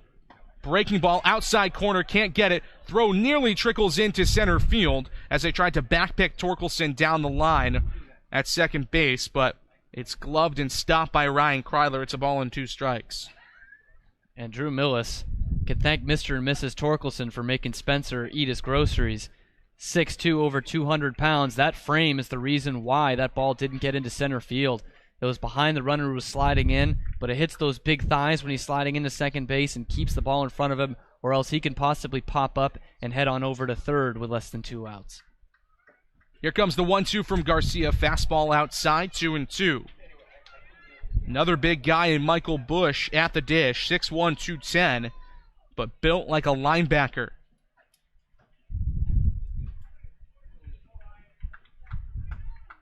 Waves a blue bat over the plate as he takes a deep breath in the left-handed batter's box. Garcia, the right-hander on the mound, comes set, belt tie, checks back at second once, now twice. The 2-2 up and in. Had to bend out of the way, did Busch, and the count runs full. This is a count that has not been kind to Ryan Garcia today. A couple of walks on the 3-2. Hasn't gotten a strikeout on the payoff pitch just yet. We saw Torkelson run the count full and rip a double down the left field line to get this inning started. Here comes the payoff pitch from Garcia. Chopped foul down the first base side past the Chatham first base coach. And the count is still full at 3 balls and 2 strikes. And while this is going to be Garcia's last start of the season, you're going to air him out for as long as you can. This still might be his last inning. This next pitch going to be number 91. Don't know how much further he's going to be able to go. And you only got 5 innings out of him the first go-around against Catuita as well. We are expected to see Easton Lucas first out of the bullpen. 3-2, swung on, tipped into the glove by Michael Busch, and another gigantic strikeout. Strikeout number 7 for Garcia, 2 gone in the 5th. He just keeps coming back with it. You know, he's leaving guys stranded on base. As I mentioned, he's been tough on 3-2. It's been tough on him, 3-2, all day long. Goes elevated this time, which we haven't seen him do too much with 2 strikes. He's only given up 3 hits through 5 innings, but he's had a number of base runners on, 2 walks, a hit batsman. I should say 3 walks in this game for Garcia. First pitch to Colin Simpson, chopped to the first base side, glove by Lyle Lockhart. He'll tap first base, 3 unassisted, and again Garcia gets out of a runner in scoring position jam. Spencer Torkelson, a 1-out double in the 5th, but after that, 2 straight outs from Ryan Garcia. It is scoreless through 5 for him. We're headed to the home half of the 5th. Gateman coming to the bats, trying to break a scoreless tie when we come back on the Gateman Baseball Network. Located in Wareham Crossing, Coastal Orthodontics, longtime sponsor of the Wareham Gatemen, knows the importance of a healthy smile. Dr. Kevin Oliveira and his team at Coastal Orthodontics are a patient-focused practice, delivering professional, effective orthodontic treatment based on the individual clinical needs of each patient, resulting in beautiful smiles in a timely manner. With 10 years of experience using Invisalign, Coastal Orthodontics uses the most up-to-date dental equipment. Village Signs of Mattapoisett. They do it all, from logo design, trucks and buildings, to boats. Village Signs has proudly served Southern New England for over 35 years. Visit them at villagesigns.inc.com for all your signage needs. The Gatemen wish to thank Patty Wild and the trustees of the John Wild Charitable Trust for their continued support of Gatemen baseball in Wareham.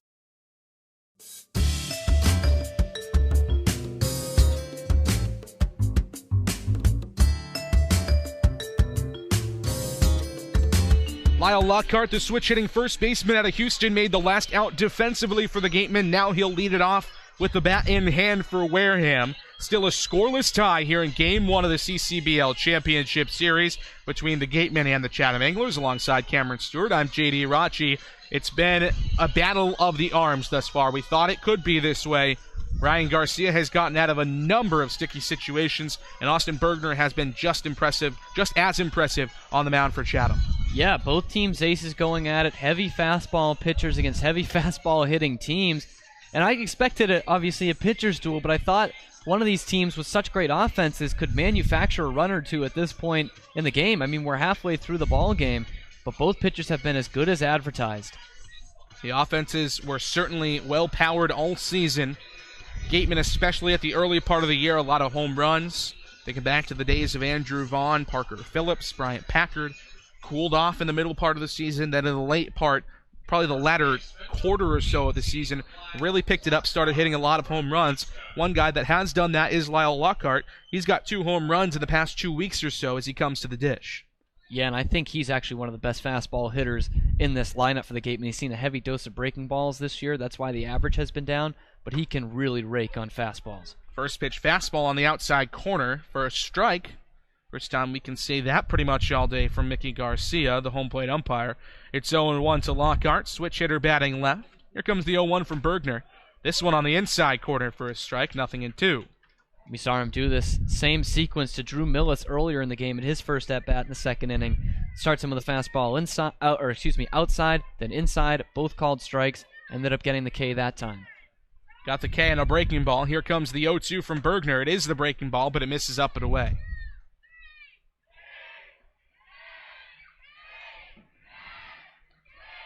Gateman chants coming from the the first base side. Jackson Coots leads them from the dugout. The 1-2 from Bergner. Double leg hitch. He pitches a fastball directly by Lyle Lockhart. Big swing and a miss from the Houston Cougar. Out number 1 comes by way of the K, the 5th of the day for Bergner. And that is a deceptive leg kick. He doesn't bust it out every time, and it's almost close to a balk, but it's deceptive for the hitters looking at it. They get distracted by that leg hitch, almost like we saw from Paul Bird about a decade ago with the pumps with his glove. It's just one more thing to worry about before the pitch even comes in. First pitch fastball to Oliver Dunn on the inside corner, 0-1.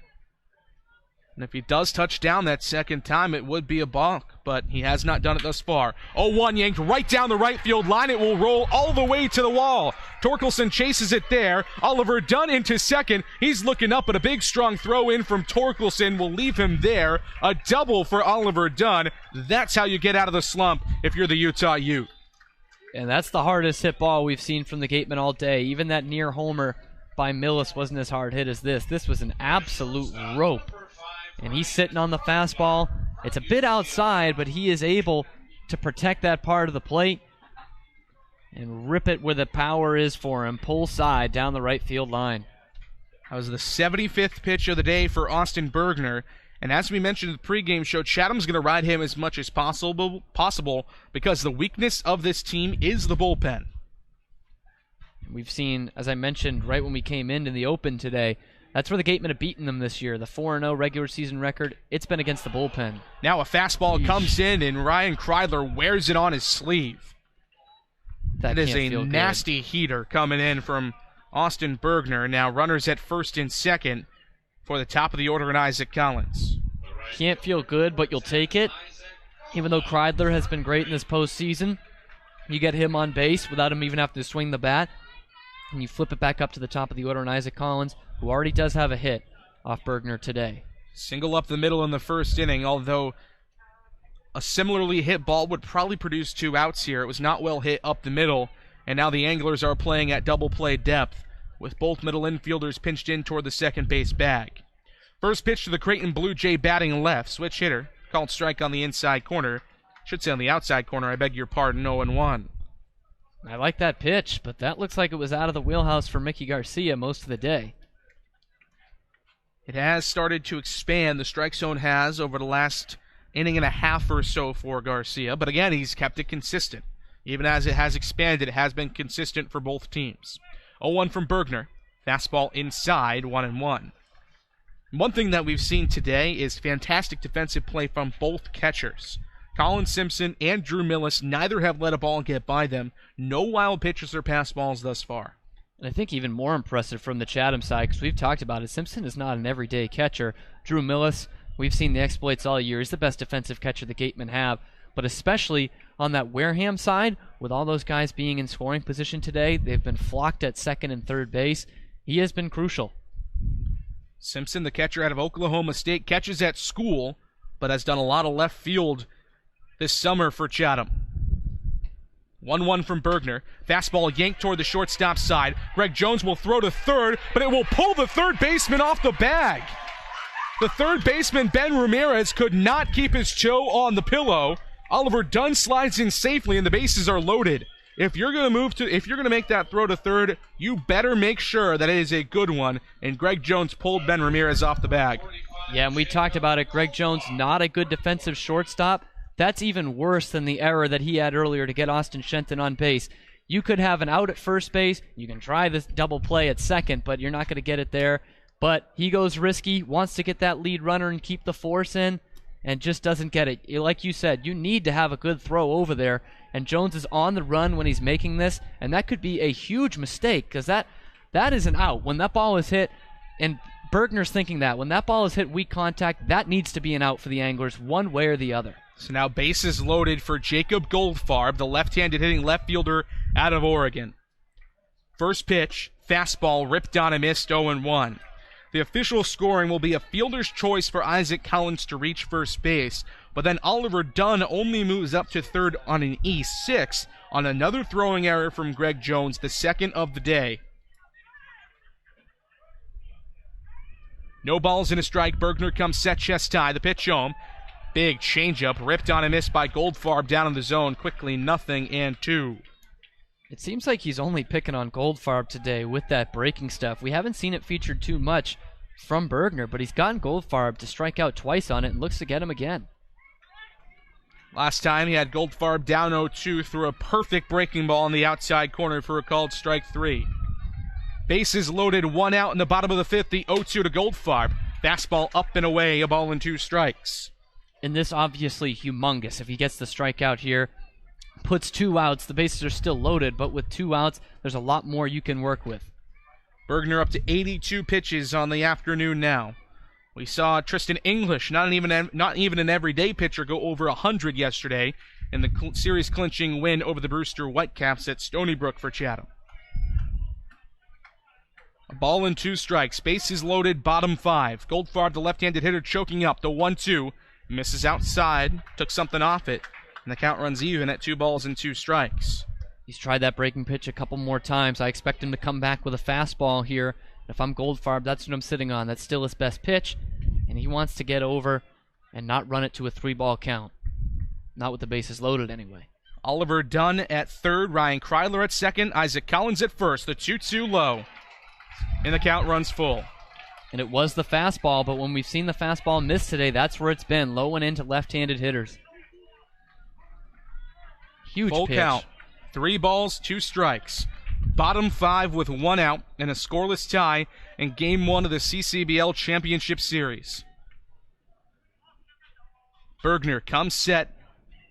Takes a deep breath, the 3-2. Fastball popped up into shallow center field. John Rave racing in. The second baseman, Bush, though, backs up on it. They'll try to tag from third, but Oliver Dunn will actually wait there on a good throw coming in for Michael Bush. And not a productive out number 2 for Jacob Goldfarb. Base is still loaded with 2 gone. Can't get much more frustrating if you're the Gateman. And Jacob Goldfarb, who has looked silly against Bergner today, but worked a very good at-bat that time. Worked him to 3-2. Sends it out to the outfield, and so many times if you're sending him out to the outfield with the bases loaded and less than 2 outs, that's going to get a run home. But the second baseman out there makes a good play on it, doesn't have to reach too far back, so Dunn not testing him by tagging up. So now the pitching coach will come out for Chatham. Bergner has loaded the bases for the first time today here in the 5th inning. Austin Shenton coming to the plate. He has reached once today on a throwing error from Greg Jones, but he is coming into this game hitting over 600 on the season. Zach Knoll is warming in the bullpen. Left-hander, so you could possibly see them turn to lefty here to go against the left-hander Shenton, but they will not. They will trust Austin Bergner to go once more.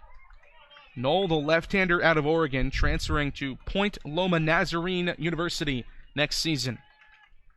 And that's not uncommon to see a left-hander warming up against the Gatemen, because they have really struggled against southpaws this year. We've seen a couple teams so far in this postseason start lefties or have a lefty first man out of the bullpen. First pitch to Austin Shenton, nub foul off the end of the bat toward the Chatham Anglers dugout. 0-1. But if you're the Gatemen, even though that bullpen is suspect, like we've said, you really think you got to cash in here. You got your best hitter at the plate. Yeah, there's 2 outs, but the base is loaded in such a big game. This seems like the time. Shenton is 0 for 2 today. The 0-1 is yanked high and deep into right center field. At the track, at the wall, Torkelson reaches up, and it's down off the wall. 2 runs are coming in to score. Here comes Isaac Collins. He is in safely, and it's a bases-clearing double, and the Gatemen take a 3-0 lead. Man. Austin Shenton, the playoff hero once again for Wareham. My goodness, that ball was given a ride. Death, taxes, and Austin Shenton getting the big hit. I thought that ball was going to get out of here right off the bat, and it had a chance. But obviously really rangy out there. Big Spencer Torkelson plays it well. He almost comes down with a spectacular, potentially game-saving catch. But I think it's when he bangs into that wall that the ball comes out. We're seeing it on the replay here. See if we can get a good look at it. First pitch to Jeremy Idens, a called strike on the outside corner. And no, he just missed it. His momentum takes him into the wall, but the ball is out before that.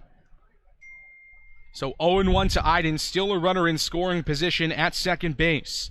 Austin Shenton with about average speed out there at second. Here comes the 0-1.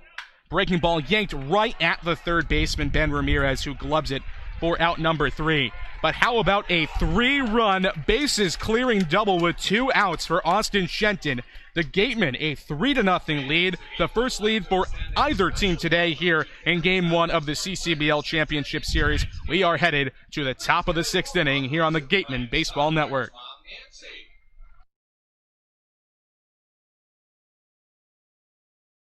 One of the Gatemen's favorite places for their post-game meals is Cool Cone, where you can get anything from fried clams and fried chicken to an ice cream sundae, and then top it all off with a round of mini golf. Cool Cone, located on Route 6 on the Wareham-Marion line.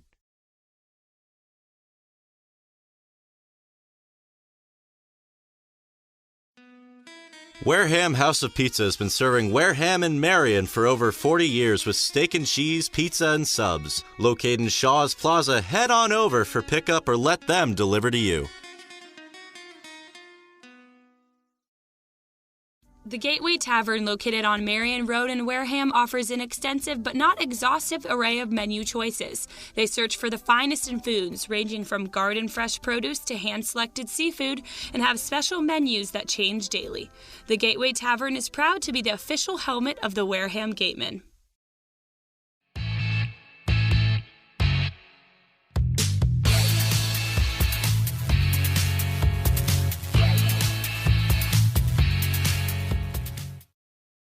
Just like in Game 1 versus Cotuit, Ryan Garcia exits the game after the 5th inning, It'll be the left-hander out of Pepperdine, another all-star, and Easton Lucas into the game for the Gatemen. This pitching change is brought to you by the Bay Point Club, Onset's 18-hole championship golf course. With a driving range open 7 days a week and senior discounts offered every day, we are always welcome to the public, so go get to the point.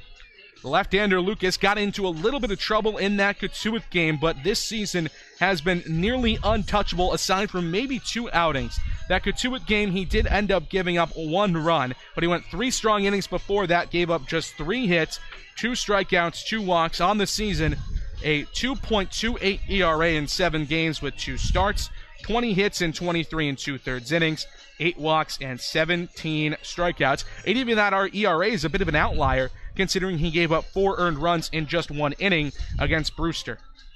Yeah, I mean, he's been steady as a rock all year. The numbers don't lie when it comes to Easton Lucas. I think one of the best long relievers in the bullpen, in the league for any team. And we've seen some really good ones like Steven Schock and Mitchell Miller. We have seen it, Dylan Thomas for Hyannis, to name a few. But this kid is a guy who's got major league stuff. He's growing into the body still, and he could end up being a crafty left-hander for years to come. So the left-hander Easton Lucas out, relieving Ryan Garcia. Final line on Garcia, we can give it to you. 5 innings, 3 hits, no runs, 7 strikeouts, although he did scatter around 3 walks and a hit batsman through those first 5. I also like this move to the bullpen for the left-hander Lucas, not only because he's just been great all year, but also because there are so many left-handers in this Chatham lineup. 6 lefties, a righty, and a switch hitter in this lineup for the Anglers. And they haven't seen Lucas all year. First pitch of the outing for Easton Lucas, firm fastball on the inside corner, a strike to Drew Mendoza, 0-1. Mendoza has walked twice in his first 2 ABs. 2 of the 3 walks distributed by Ryan Garcia were Mendoza's. 0-1 fastball just misses low, 1-1. Gatemen a 3-0 lead here in the top of the 6th after a bases-clearing 2-out, 2-strike double from Austin Shenton. 1-1. Slider away, 2-1. Mendoza, the left-handed hitting DH out of Florida State. The Anglers have gotten runners in scoring position in 4 of the 5 innings today. The 2-1. Slider away again, 3-1. Every inning but the first, Chatham has had a runner at least at second base, had a runner at second and third in the second, a runner at second in the third, bases loaded in the 4th, and another runner at second in the 5th. 3-1 from Lucas, fastball low, and he walked him. Drew Mendoza on base for the 3rd time today with his 3rd walk of the evening. Yeah, I mean, just a patient eye at the plate. Ryan Garcia didn't have the answer for him, and now he draws a walk against Easton Lucas as well. Certainly something that'll keep you in the lineup. But obviously, still very early on in the outing. Hasn't gotten a man out. You got a left-hander in the box against a ground ball pitcher. That's something Easton Lucas likes to see. Double play certainly in order here, and the Gatemen will play John Rave up the middle at double play depth. Although Rave has excellent speed, it'll be tough to double him off. First pitch breaking ball, called strike on the outside corner on a slider, 0-1. So we saw curveball from the right-hander Garcia. Now we're seeing slider from the left-hander Easton Lucas. A couple of different breaking balls coming at Chatham Anglers hitters in the early part of this game. 0-1. Fastball outside and high, 1-1. It'll be interesting to see how long Lucas goes in this game. Obviously, effectiveness will be the first judge of that. But again, this is the last time these guys are going out there. You mentioned it, the lefty-on-lefty matchup. There's no other lefty really for the Gatemen to turn to in this bullpen. 1-1 is yanked over the head. No, it's caught by... it's caught by Lyle Lockhart. Was it a chopper? They'll say it was a chopper at first base. So it chopped almost over the head. A leaping effort to grab it, pull it down, and then tag first base by Lyle Lockhart. Moving up to second on the play is Drew Mendoza. Defense pays, man. Lyle Lockhart, we talked about it all year, how solid he is defensively at first base. A lot of confidence out there as well. Reaching over the head to get that one, and even thought about the double play. They would have needed a tag down there at second base. Wise for him not to throw it. They would not have got him and risk the man moving up to third, potentially on an error.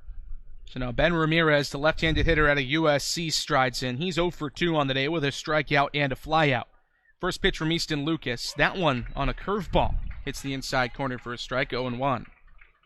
couple of times he's gotten it for a called strike, which isn't necessarily what he likes. He would like a swing and a miss on the curveball, but he keeps leaving it upstairs. So again, now 5 out of 6 innings where the Anglers have gotten a runner into scoring position. Drew Mendoza lurking on at second base. Lucas out of the stretch, looks back at second. Looks there again. Here's his 0-1. Slider, big, rip and a miss from Ben Ramirez on a disappearing pitch into the right-handed batter's box in the dirt, 0-2.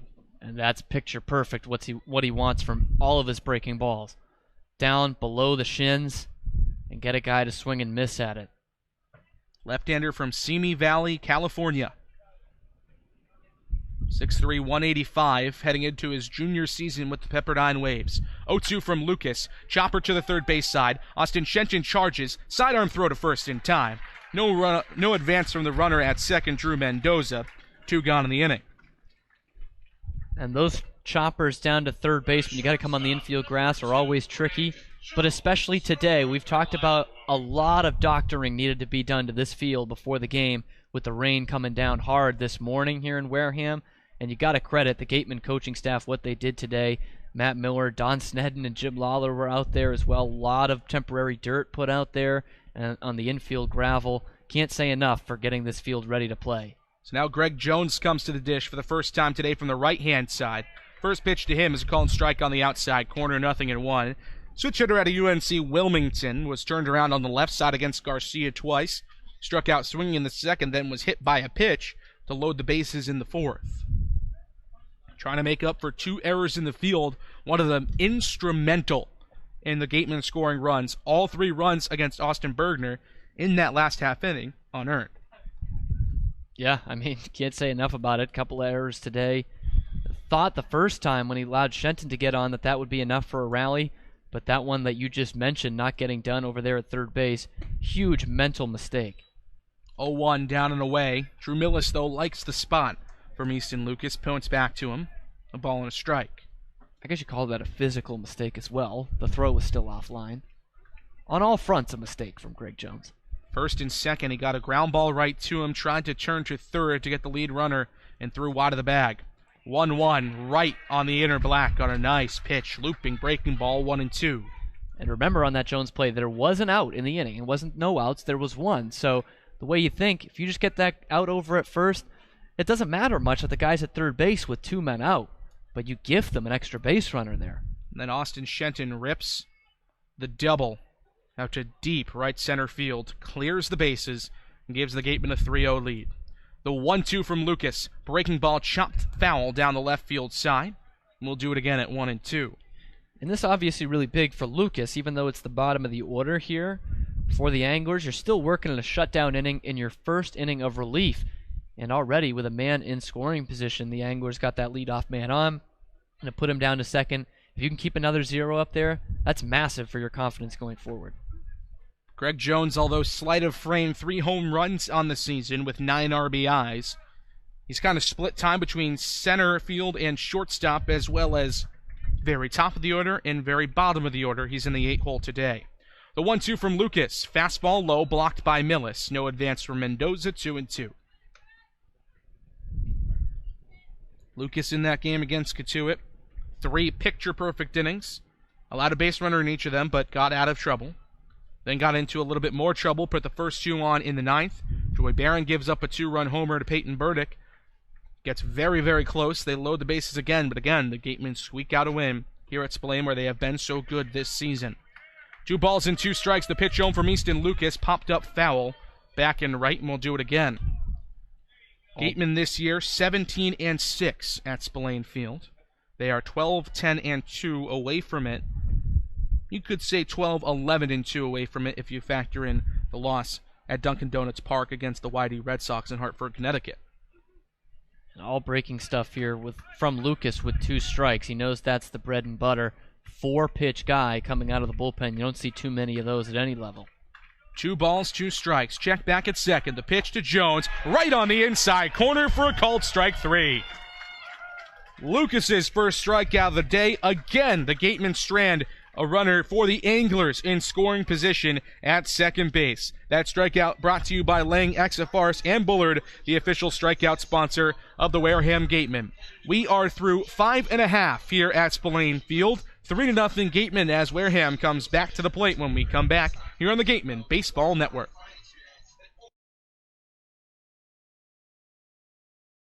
Established in 1877, TM Riders, a family-run insurance agency located in downtown Middleborough, Massachusetts. TM Riders' goal is to find the best coverage at a fair rate for their customers, but they really value giving the best service they can provide. Visit the office on Thatcher's Row if you would like P&C insurance information, quotes, and policies.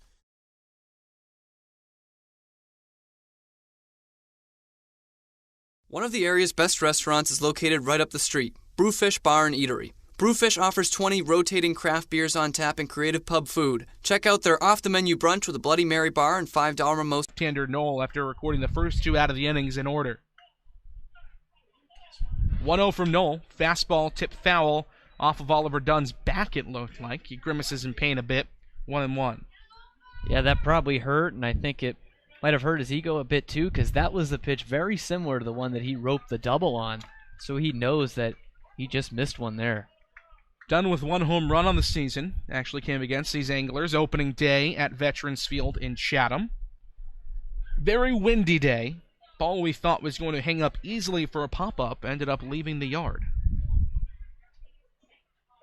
1 strike. Short lead for Lyle Lockhart on at first base, being held there by Kyle McCann. Here comes the 1-1 from the lefty Knoll, I beg your pardon. Slider misses low, and outside, 2-1 on a good stop from the catcher, Colin Simpson, who has still not yet a single ball get by him. And that is something tomorrow we know that these teams are going to have to deal with over there at Veterans Field in Chatham, is that wind. The wind was blowing out the first time, saw a couple of homers, but our most recent time, it was vicious coming in. 2-1 fastball right down the middle for a strike, 2-2. We want to apologize, folks, for a couple of technical difficulties. We are back up and running at full steam ahead in this Game 1 of the CCBL Championship Series. 2 balls, 2 strikes, 2 outs. Runner at first. Lyle Lockhart dancing there. Nolan not paying him much mind. The 2-2. Chop foul back in right. And we'll do it again at 2 balls and 2 strikes.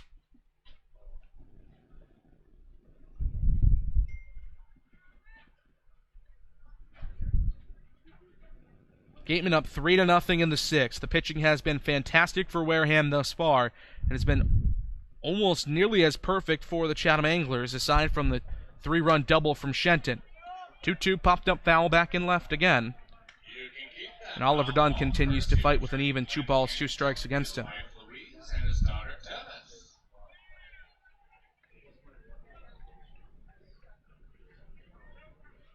This is certainly bumping up the pitch count for Knoll at 19 and counting after a quick first 2 outs. 2-2 from Knoll. Fastball down and away, and the count runs full.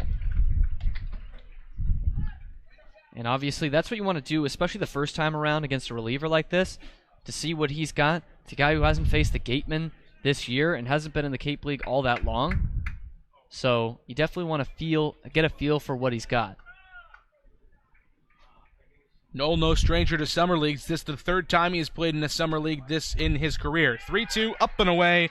Lockhart was off on the pitch. It doesn't matter, though. Full count. Misses outside.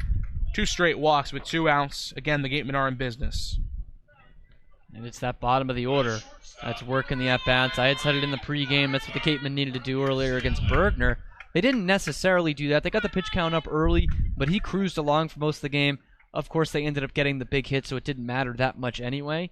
But they're certainly working the count here, and it's those bottom-of-the-order guys who know that during the regular season they had to fight for spots in the lineup by working good at-bats, and they're still carrying over those good habits here into the postseason.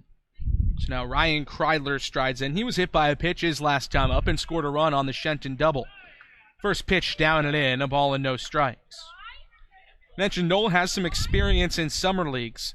Played with the Bellingham Bells of the West Coast League last summer, and played with the Conejo Oaks, I beg your pardon, of the California Collegiate League in 2016. So both West Coast teams now making the trip all the way out here to the Cape League. The 1-0. Fastball up and away, 2 balls and no strikes. And he is, of course, West Coast guy, California. As is Ryan Kreidler. Yep. Bellingham. That's the hometown of our very own Austin Shenton, isn't it? Bellingham, Washington. Yeah.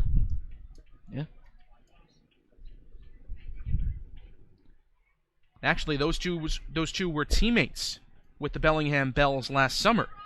See, there you go. Thank you for the information from our esteemed beat writer, Ian Viscera, letting us know everything we need to know about the previous stops. Pitching coach out to the mound to talk things over now with the left-hander on the mound, Zach Knoll, who has, after getting the first two outs of the inning very efficiently, run into some struggles with location. A 4-pitch walk to Lyle Lockhart. Ran the count up all the way to 3 balls and 2 strikes against Dunn.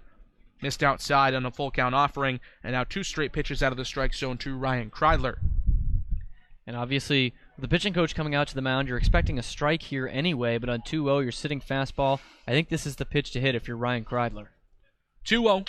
Fastball hit into center field, fairly deep, but it will hang up for John Rave. A couple of steps to his left, camps underneath it, and corrals it for out number 3.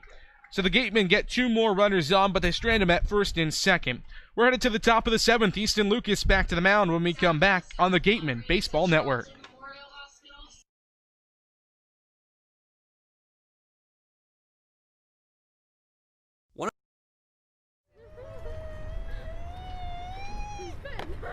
Beat the heat and join us at WaterWiz, a water experience unlike any other this side of the bridge. Open daily, head over to the water park on Route 28, the Cranberry Highway.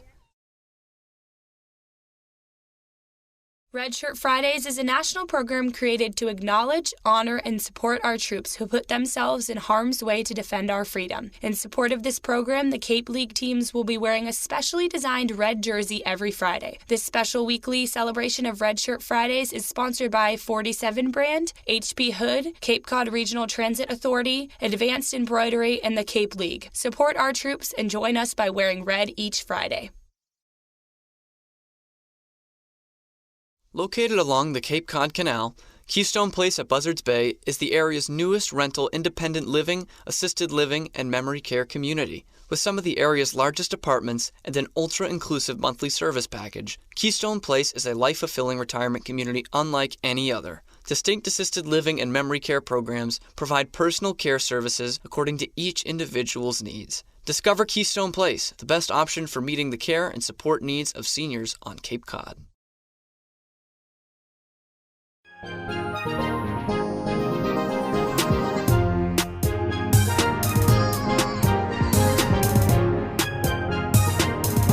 9-1-2 due up for the Chatham Anglers in the top of the 7th inning. Kyle McCann, Blake Sable, and Spencer Torkelson due up for Chatham against Easton Lucas. The left-hander out of Pepperdine was excellent in his first inning of the outing. Last inning in the 6th. Walked Drew Mendoza to start it. After that, 3 straight outs, 2 on the ground ball, and 1 on a looking K of Greg Jones. His first pitch to Kyle McCann, the left-handed first baseman, called strike on the outside corner, 0-1. McCann today, a walk in the 2nd inning, in the 3rd, and then grounded out to the shortstop Ryan Kreidler on a very nice play from Kreidler to end the 4th. 0-1 from Lucas, breaking ball, waved on and missed from Kyle McCann. No balls and 2 strikes. Again, the first baseman out of Georgia Tech, one of 7 left-handers in the lineup today for Chatham. 0-2. Fastball chopped foul on a protective, swing on the outside corner. Lucky he got a piece of it, 0-2. And that swing eerily similar to the last time he was up with that Ryan Kreidler play. That was huge in leaving the bases loaded to end the inning. 0-2, elevated the fastball, somehow skipped through the fence and almost came back and hit us. A very small, just tiny little spot. I guarantee you that will never happen again. Where it snuck through the fence. 0-2, breaking ball up and in, a ball and 2 strikes. I'm a little dumbfounded that was able to happen. There's just a little part where the zip tie isn't quite tight enough and has a little opening and got through. 1-2 from Lucas. Slider away and low as well, 2-2. And hit right next to where the frame ends, the window frame, so it didn't come in here. But man, there's a little bit of a three-quarters wall between us and the official score that kept both of us safe. 2-2 from Lucas. Fastball blooped into shallow left center field. Ryan Kryler trying to come in. Diving catch by Jacob Goldfarb. Oh my goodness, what a play from Goldfarb. Sinking line drive. Ryan Kryler, the shortstop, chased it out into shallow left field. Goldfarb on his horse the entire way, laid out full body extension, and made a fantastic catch. He's probably, out of the three outfielders out there, your quote-unquote worst defender, but he made an absolutely magnificent catch for the first out of the inning. And I thought that ball was perfectly placed out there to left center. And I've been on Goldfarb this year for sure because of his defensive outfield, but just makes a tremendous athletic play out there, the full extension to rob a hit. First pitch breaking ball up over the belt of Blake Sable. Top of the order now for Chatham and their two best hitters coming to the dish. 1-0 to Sable. Big swing and a miss at a slider on the outside corner, 1-1. Sable, the left fielder, 2 strikeouts today, both against Ryan Garcia, 1 in the first, 1 in the fifth, as well as a ground out to Oliver Dunn at second base in the third inning. Behind him, the big bopper Spencer Torkelson. 1-1 from Lucas. Fastball high, 2-1. And this play from Jacob Goldfarb becomes all the more important that you've got now these two guys behind him that have outstanding RBI numbers, outstanding power numbers, because if you have a runner on, this inning could get ugly quickly. 2-1 from Lucas. Fastball, rip and a miss from Sable. He's behind on it, and the count is even now at 2-2 strikes. Sable, the former Gateman, spent a couple of games here in Wareham last summer, but has burst onto the scene in Chatham. 2-2. Fastball, check swing. Did he go? No, says the third base umpire, Rick Emerson, and the count runs full. Fastball missed low below the knees of Blake Sable, and he's run the count full.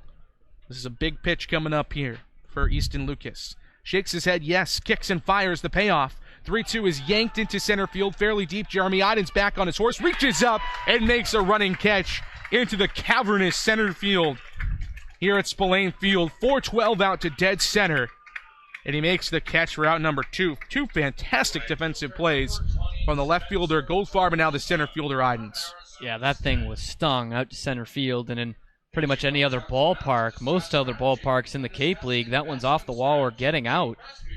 It's including Veterans Field out there in Chatham. That could be a home run tomorrow. But today, that's Jeremy Idens using that great speed he has out there in center field to track it down easily. And we've seen him out in the corner outfield most of the year, but when he fills in center field, he does it admirably. And probably your best defensive outfielder, Skylar Hunter, is the guy who would usually start out there in center, but you really don't lose much defensively when you send Idens out there, which is just so huge going into a big game like today to afford to be able to move him into center seamlessly. Jim Lawler comes out and checks on Easton Lucas, but he's all ready to go to face Spencer Torkelson. First pitch fastball on the outside corner, 0-1. Lawler went out there to discuss strategy, and you can discuss investment strategy with Joe Crespi from Merrill Lynch, who sponsored that trip to the mound. Torkelson doubled in his last at-bat in the 5th inning, the 0-1. Fastball popped up foul down the left field side. I beg your pardon, down the right field side. It's 0-2. Torkelson, the Arizona State Sun Devil, trying to help lead Chatham to their first Cape League championship since 1999. This is the first time they have been to the championship series since 2001. You know what happened the last time, Cam? Little trivia question for you. We'll wait for the 0-2. Here it comes. Fastball up. Gatemen were Cape League champions the last time Chatham went to the final. They were indeed. A 3-game series and a 3-game win for the Wareham Gatemen, won in 2001, 2002, and most recently in 2012. 1-2 from Lucas, outside to Torkelson. Little run on the fastball away from the right-handed hitter, 2-2. And to top it all off for the Anglers that year, they lose in the finals and then have that god-awful movie made about them.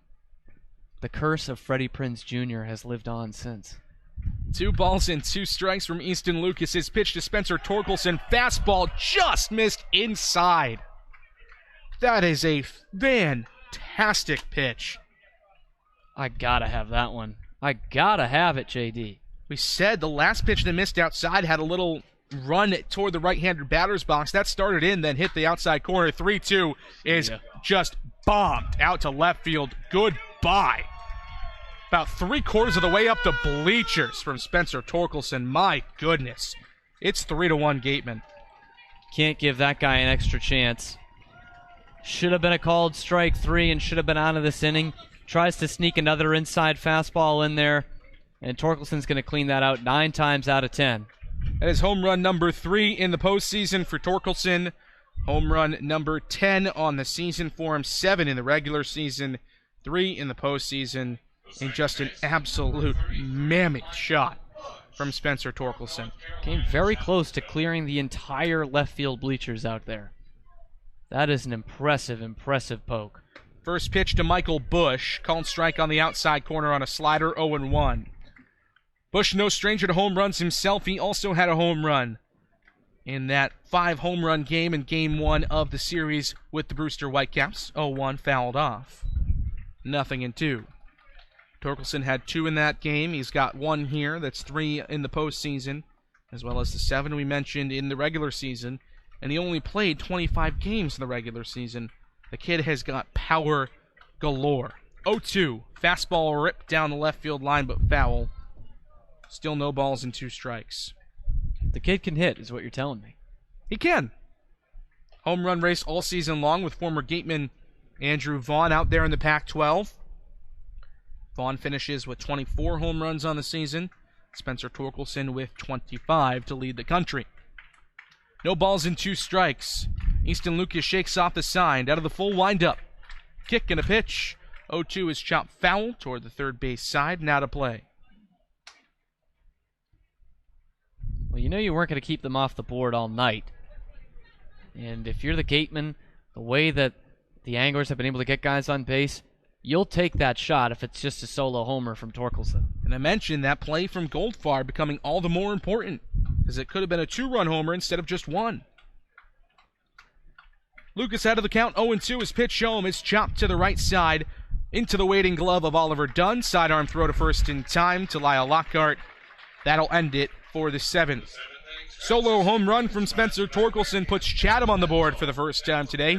A no-doubt shot to left field, but the Gatemen still have a 3-1 lead, as we head to the bottom of the 7th here on the Gateman Baseball Network. Clobbered high and deep to right center field, and this one is gone. A home run. Eastern Propane and Oil is the Wareham Gateman home run sponsor. Each time a home run is hit by a Gateman player, Eastern Propane and Oil donates a camp scholarship to a deserving youth.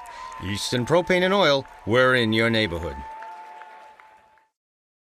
The Gateman would like to thank Wareham Country Market for helping to feed the Gateman players and staff after games. They are located about a quarter of a mile from the field on Route 6, offering a convenience store, a Dunkin' Donuts, and a deli. At the intersection of Route 195 and 28, Wareham Crossing, home of Lowe's, Target, and Red Robin, is the sponsor of the Gateman Intern Program. They help to provide a world-class internship experience in broadcasting, marketing, sports management, and baseball operations. Check out Wareham Crossing's schedule for this year's Summer Movie Night Series.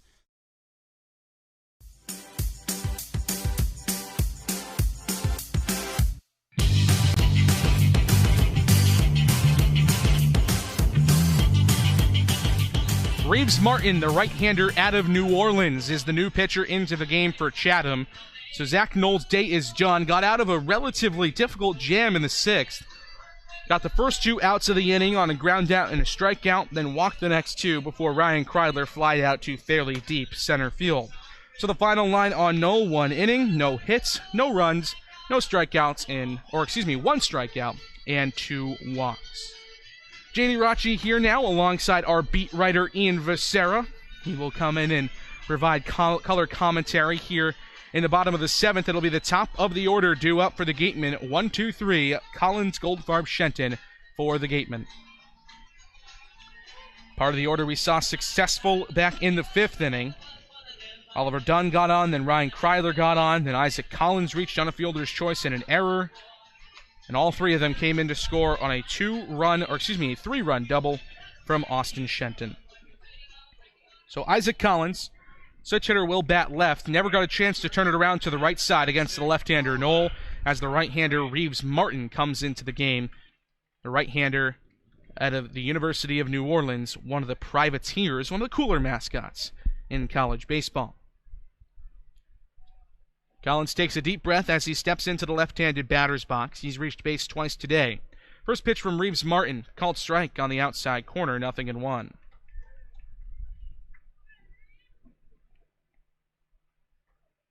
Right-hander not tall at all, at 5'9" on the mound. Very similar in stature, actually, to Isaac Collins in the batter's box. The 0-1. Breaking ball up and away, a ball and a strike.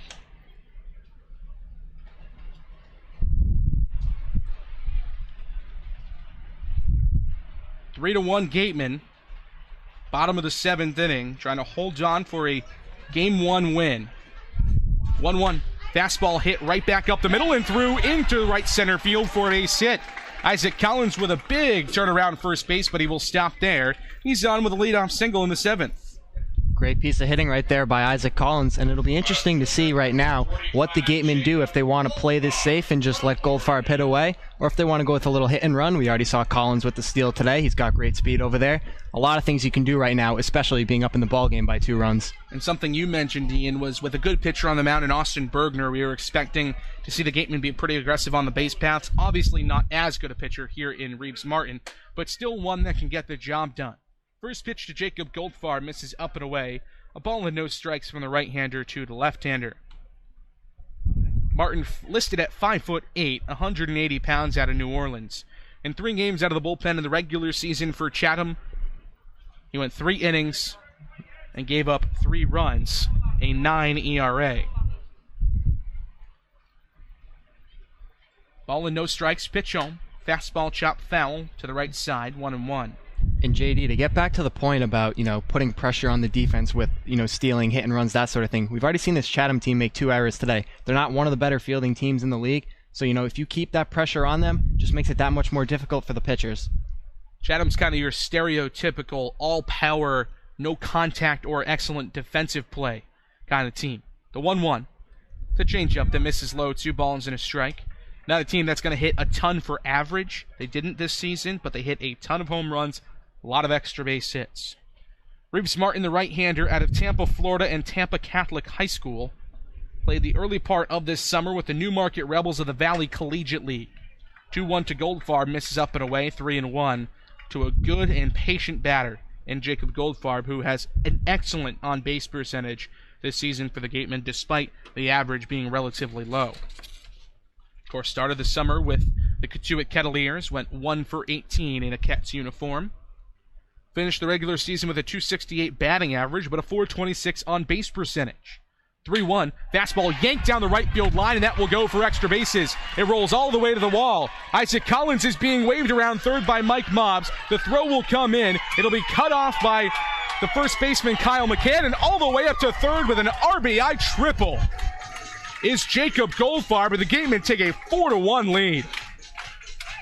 And that is huge right there, JD. We saw Chatham with the run in that half of the inning. Wareham comes back in their own half of the inning. They get it right back, extend the lead back to 3.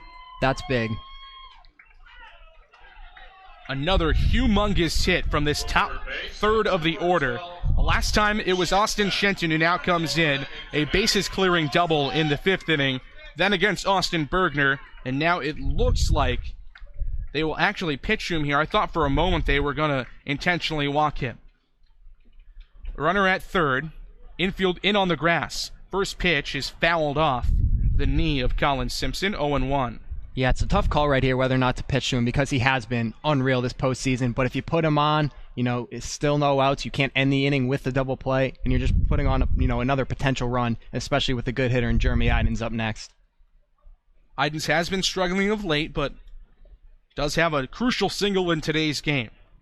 The 0-1 for Martin. Fastball yanked down the left field line, dribbles past the third base coach Mike Mobbs, 0-2.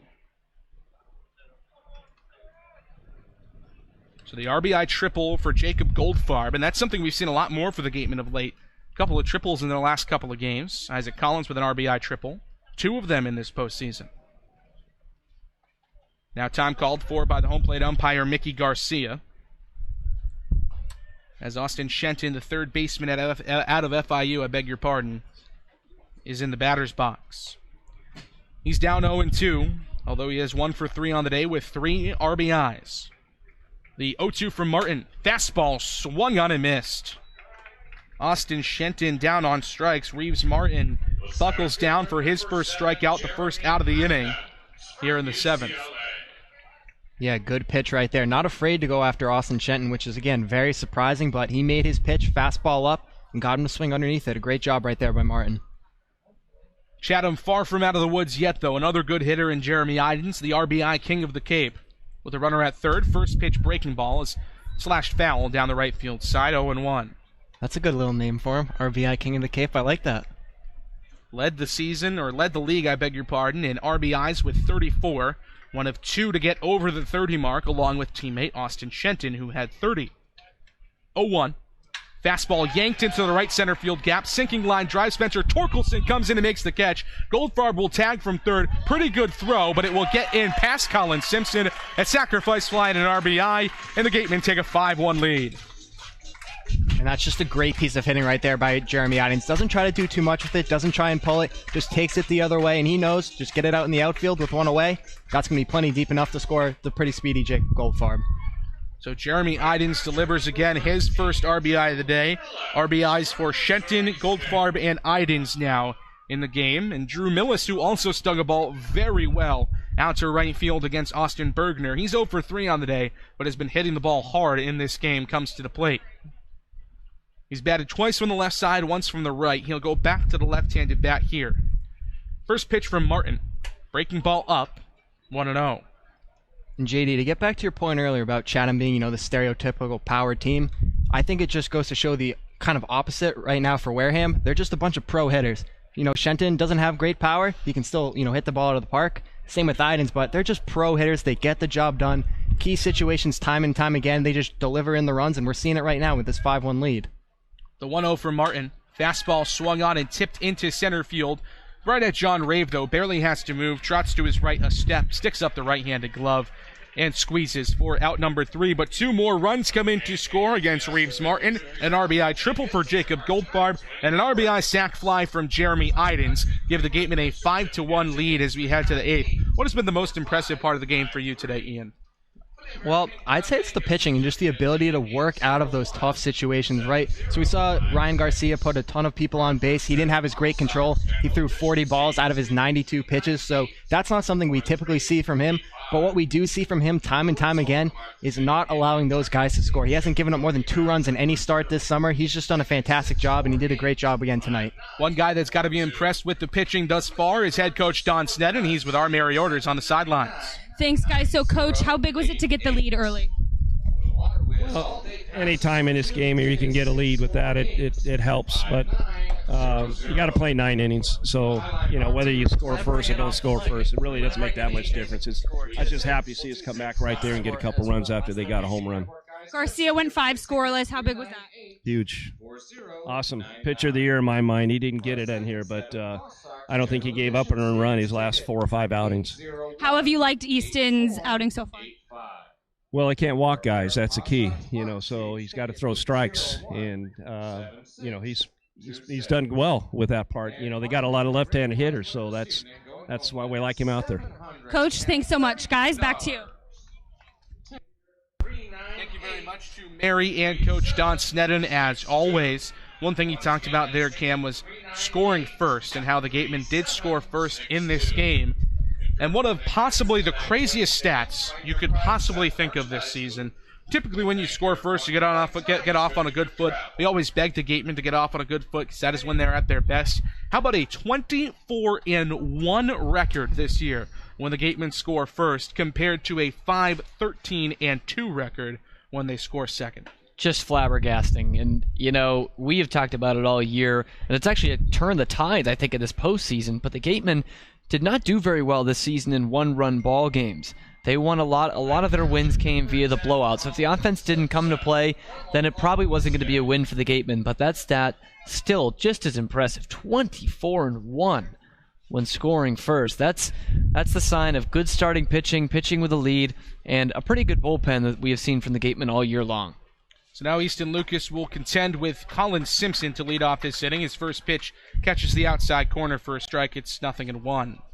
Simpson out of Oklahoma State, the left-handed catcher, is 1 for 3 on the day. He's got a single in the fourth. 0-1. Breaking ball just misses below the knees, 1-1. Not a bad pitch there from Lucas, and that's where he wants it. I mentioned earlier, he's not going to get many in there for called strikes. I think that was one he was looking for to fool the hitter. Probably should have gotten the call. 1-1. Slider on the outside corner for a strike, 1-2.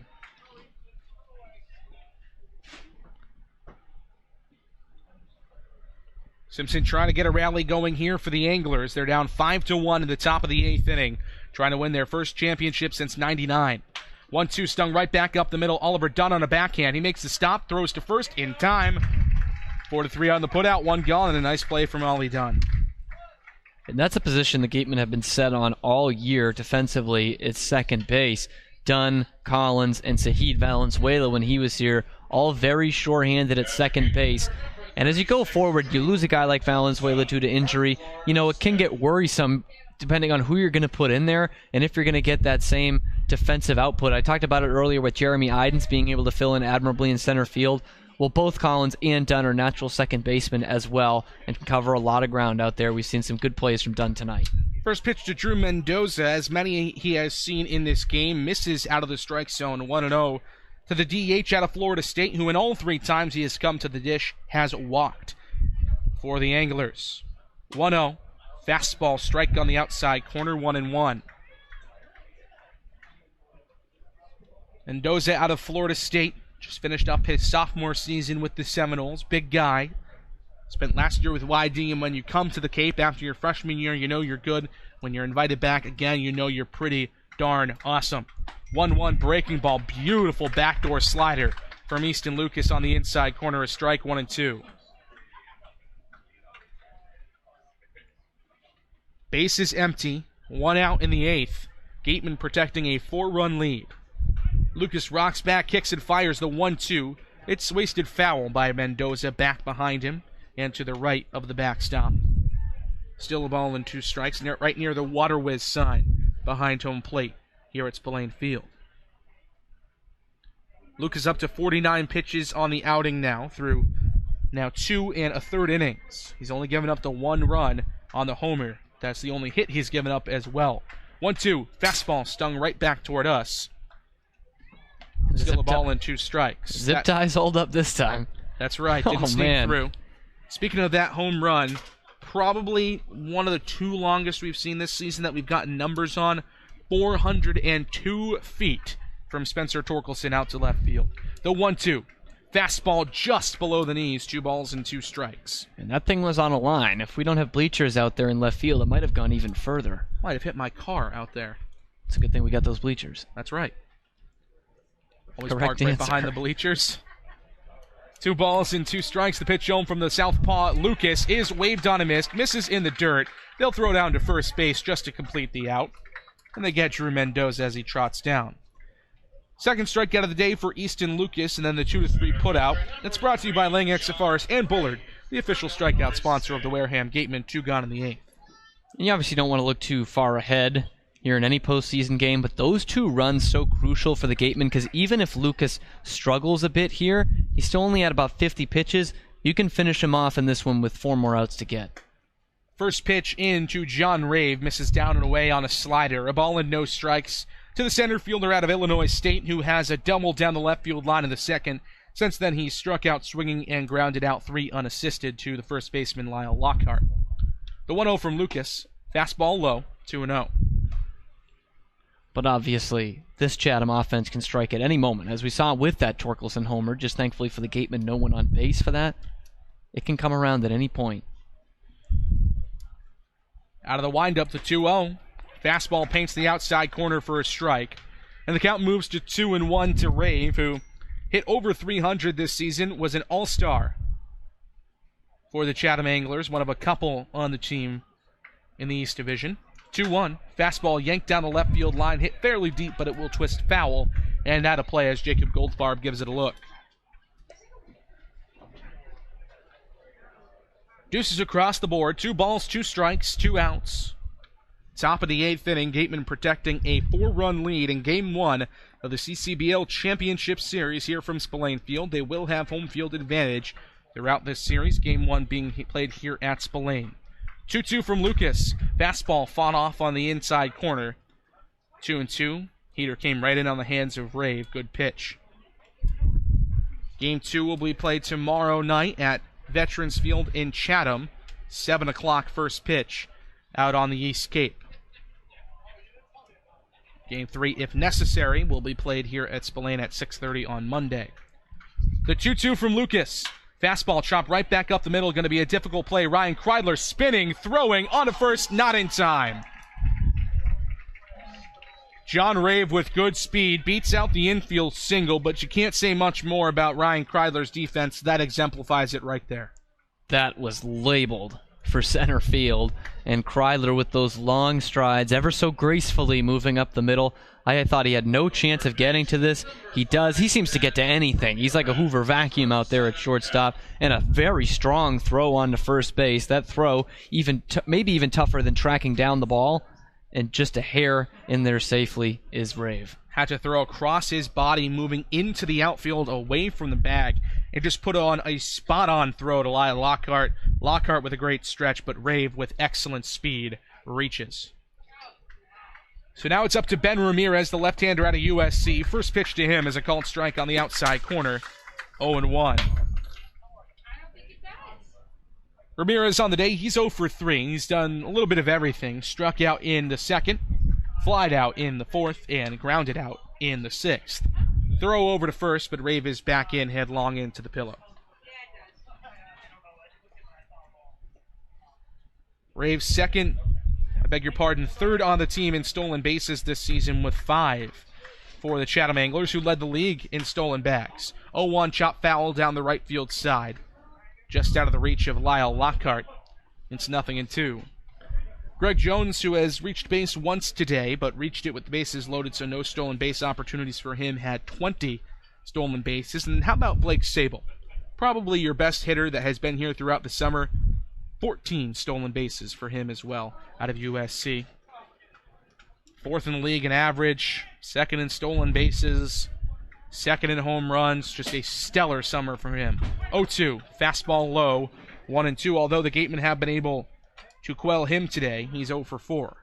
And Sable's a guy who can also catch. He caught a little bit for the Gatemen last year, but definitely more of that new age, very athletic catcher's type mold. It's not like the old days where it was just your short, stocky guy behind home plate. The 1-2, looping, breaking ball. Looked like it might have clipped the inside corner, but came a little bit too far in on the hands of Ben Ramirez. 2-2. Kind of in the mold of Drew Millis. And then you look at who Chatham is catching tonight. Colin Simpson, kind of in the old mold, 5'9", 215. Very stocky, powerful guy behind the plate. 2-2. Breaking ball slapped toward Lyle Lockhart. He vacuums it up. A Hoover out there at first base and tags the bag. 3 unassisted for the final out of the inning. So another base runner comes on against Easton Lucas, but again he strands him. He's had base runners in each of the first 3 innings of work. Gateman headed to the bottom of the 8th with a 5-1 lead. They'll try to add to it when we come back on the Gateman Baseball Network. The Cape Cod Baseball League is sponsored by Dietz & Watson Premium Meats and Cheeses. They've got everything you need for summer grilling, like 100% beef franks. These franks are made of hand-trimmed beef with that old-fashioned snap when you bite into them. Dietz & Watson, it's a family thing. At E.L. Morse Lumber, commitment to the customer shines through in every aspect of their daily operations, including their competitive prices, complete product selection, and superior customer care. Visit E.L. Morse Lumber, located on Cranberry Highway in Wareham, for service with a personal touch.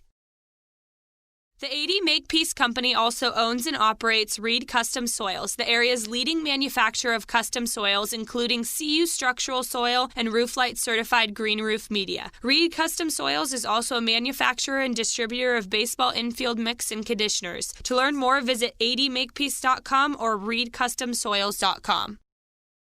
Northeast Maritime Institute's College of Maritime Science is a proud sponsor of the Wareham Gateman. If you're looking for a career at sea, look to NMI's program of education, adventure, and employment on northeastmaritime.com, America's premier two-year maritime college.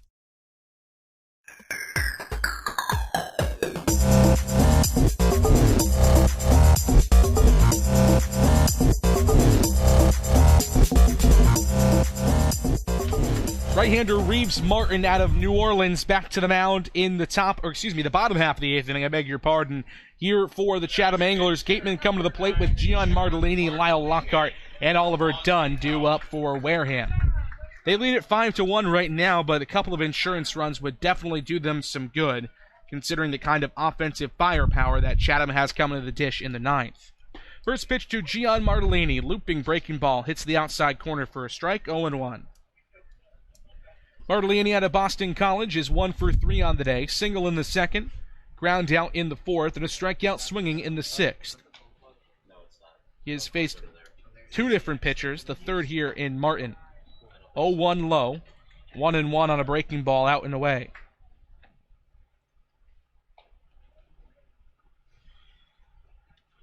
This is kind of that, not the mixture between the new age catcher and the old catcher in Gian Martellini. Here comes the 1-1. Fastball up and in. He has to bend out of the way and get out of the way of a fastball, 2-1. He is stocky. He is bigger. He is not quick on the base paths, but he's still relatively athletic and runs relatively well for his size. Definitely a new age hitter. 2-1 right back up the middle off the glove of Reeves Martin, and because of that, he'll be able to flip to first. But that was a well-hit ball from Gian Martellini. Unfortunately for him, though, it ends in a 1-3 putout, one gone in the eighth. Yeah, that thing was hit right on the knob, and I was saying new age hitter because the average isn't usually there for Martellini. It's typically down in the 230s at Boston College, but the RBI numbers, the home run numbers, big swing from Gian. He's a big proponent of chicks digging the long ball. Led the Boston College Eagles in slugging percentage as a sophomore, before having a bit of a down year this year. First pitch to Lyle Lockhart batting left. Change up on the outside corner, a strike, 0-1. Martin, although he gave up 2 runs in the seventh, relatively efficient with his pitches, only 18 on the afternoon. 0-1, big rip and a miss at a fastball, blew it right by Lockhart. 0-2. Lockhart's 0-4-2, I beg your pardon, on the day. Grounded into a double play in the second, struck out in the fifth, and then walked in the sixth inning. The 0-2. Fastball outside, a ball and 2 strikes from the diminutive Reeves Martin on the mound at just 5'8". Almost certainly the smallest pitcher we've seen this season. Braden Como, who pitched twice against the Gateman of the Hyannis Harbor Hawks, a position player, also relatively small. 1-2 breaking ball stung toward the left side. Greg Jones fields, throws on to first. 2 gone in the inning. He's able to corral and make up for a couple of previous mistakes.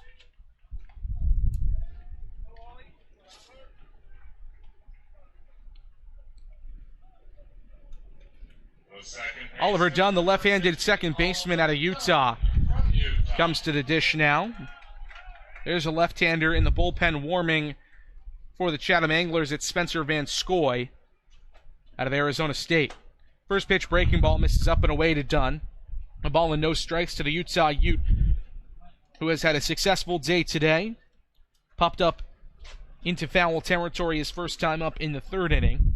Then doubled on a scorcher down the right field line in the fifth, and then walked in the sixth. So he's been on base 2 out of the 3 times he's come to the plate.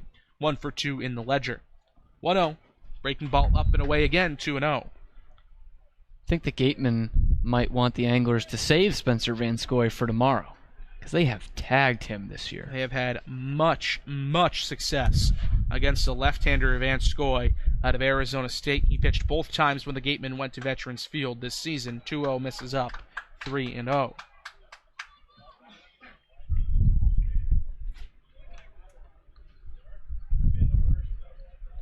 3 balls and no strikes the count from the right-hander Reeves Martin to the left-handed hitting Oliver Dunn. The pitch on. Fastball up and away. And on with a 4-pitch, 2-out walk is Oliver Dunn. Just keeps finding ways to get on base. It's his second straight walk, or second in as many plate appearances. And a double today puts him on base 3 times. Starting to get that bat back after a bit of a drought since that big 2-run single he had in Game 1 of the postseason. And you mentioned Van Scoy's struggles against the Gatemen. How at a 15.75 ERA in 2 games played in 4 innings against Wareham. He's given up 6 hits, 7 earned runs, 4 walks, and 6 strikeouts. It's not great. But right now, the right-hander Reeves Martin is on the mound. First pitch to Ryan Kreidler, dives into the zone, but out of it. 1-0. I should say it dove low and out of the zone. I beg your pardon. Kreidler hit by a pitch, scored a run in the 4th. Outside of that, he's 0 for 2. 1-0. Swung on and tipped foul, or tipped up into the infield. Ben Ramirez floats over toward the shortstop position from his third base standing, but makes the play for out number 3. So the Gatemen get a runner on a 2-out walk from Oliver Dunn. They don't get anything across to score, though. A 4-run lead for the Gatemen as we head to the top of the 9th. Easton Lucas trying to shut it down for Wareham when we come back on the Gatemen Baseball Network.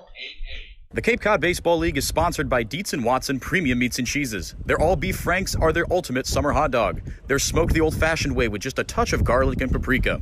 Pick up a pack at your local deli today. Dietz & Watson. It's a family thing. Gatemen Baseball is officially sponsored by Robertson's GMC, the truck professionals. Located just 2 miles away on Cranberry Highway, we are proud to sponsor the Gatemen Youth Clinic for 2018. Robertson's GMC. We are professional grade. Power like a pro.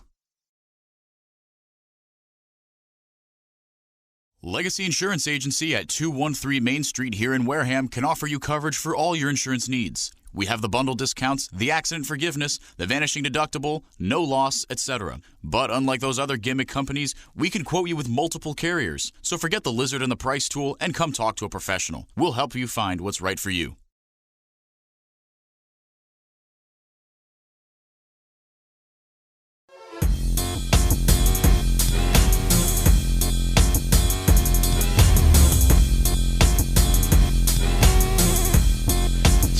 The 9th inning, Easton Lucas back to the mound for the Gatemen in the frame. And they will try to shut down the Anglers. They lead it 5-1. The final 3 outs of the inning would guarantee and secure the Gatemen a first game win in the CCBL Championship Series. And we will have a pinch hitter to lead things off. Jorge Arenas, the shortstop out of Stetson, will pinch hit for Greg Jones, his counterpart out of UNC Wilmington. Coming into this game with a .214 average in 36 games, a .291 on-base percentage, but Jones has been unsuccessful at the plate, so Tom Holliday electing for Arenas. First pitch from Easton Lucas, foul tip into the mitt of Drew Millis behind home plate, 0-1. Then on deck, we will not see Kyle McCann. We will see yesterday's starting pitcher and two-way extraordinaire, Tristan English, who waits on deck for the Chatham Anglers. First baseman pitcher combo out of Georgia Tech as well. 0-1 the count to Arenas. Just finished up his sophomore season at Stetson in Florida. 0-1. Fastball low. 1-1. Arenas was the starting shortstop at the beginning of the year. Then Greg Jones took his job, but Jones has struggled defensively. The 1-1 misses low and in. 2 balls and a strike. He's also pitched once this season, or pitched twice, I should say, this season. 9 ERA in 2 games, but in the playoffs, an .077 average. 2-1 from Lucas. Fastball up, 3-1, and this is not a guy you want to put on base because he has been so unsuccessful. .214 in the regular season, .077, 1 for 13 in the postseason. So Arenas waggles the bat over the plate and over his head. The 3-1 from Lucas. Fastball swung on and missed, and the count runs full. Reared back on that one. That's one of the firmest fastballs we've seen from Easton Lucas all night. 8-9-1 due up in the inning. Jorge Arenas, what will become Tristan English, and Blake Sable for Chatham. The payoff pitch from Lucas. Fastball low. He walked him. Not the start you want. I mean, we've talked about it. This is an offense that can strike at any minute. Got two pretty good pinch hitters here at the bottom of the order before sending it back up to the likes of Sable and Torkelson. And now, unless you can get some form of a double play, Spencer Torkelson will bat in this inning for the Chatham Anglers. He's already got a mammoth home run today off Lucas. But right now it's Tristan English. Throw over to first. Close play over there, as Arenas had to scramble back to Lyle Lockhart. English 8 2/3 innings yesterday as the starting pitcher had a shutout going into the final out of that game against Brewster, the series clincher out at Stony Brook Field. Two-way guy who hit excellently this season in the regular season for the Chatham Anglers. Hit 300 on the dot, 30 for 100. First pitch, breaking ball, in at the knees for a strike, 0-1. In those 30 hits, he had 6 doubles and 5 home runs with 19 RBIs, 6 walks to just 15 strikeouts, so he puts the ball in play more than pretty much anybody else in the league. 0-1. Breaking ball swung on and clobbered high and deep out to left field. Jacob Goldfarb ranging back, and it's up the bleachers for a home run. A hanging breaker to Tristan English, and he puts it out in a hurry. All of a sudden, this is just a 2-run ball game. It's 5-3, the Wareham lead. Got to get someone up. Got to get someone up if you're the Gateman. It's getting too close for comfort. Top of the order coming up, still nobody out in the 9th. Keep talking about it. They can strike at any moment. And this guy has come up huge for them, and they are jacked up in that Angler dugout. Look out. Make no mistake, both these teams want to win, and they want to win badly. Now Jim Lawler out to the mound to discuss strategy with Easton Lucas, and you can discuss investment strategy with Joe Crespi from Merrill Lynch, who sponsors this trip to the mound. So the left-hander Lucas still has the ball in his hand, and it doesn't look like Lawler's going to make the call. This looks like it might be a stall tactic to get somebody up and warming. Certainly will be, and you got to figure the guy who has been being saved, they are going to make a move out right now. I was going to say the guy who's being saved has been Ryan Stoudemire. We'll see who trots out of the bullpen. It is a left-hander coming out of the bullpen. Looks like it might be Joey Barron, a left-hander out of Lackawanna College. This is the combination we saw against Kitsui. It almost backfired on the Gatemen. We'll see how it turns out here for Wareham. We'll be right back on the Gateman Baseball Network. Shop from home year-round on Gateman.org. You can customize your Gateman gear from any device, anywhere. We offer a large selection of apparel and unique gifts 24/7, 365. Hard to find sizes, colors, and styles. Youth Clinic registration is also available. Visit us today and remember us for holiday gifts at Gateman.org.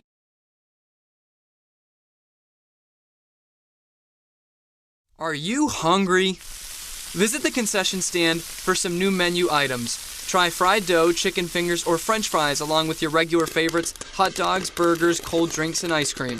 Proceeds from the concession stand support the Gateman and the Wareham High DECA program. Got legal trouble? Attorney Mark Deshays is here to help the greater New Bedford area with real estate and business law, estate planning, and probate. Visit him today.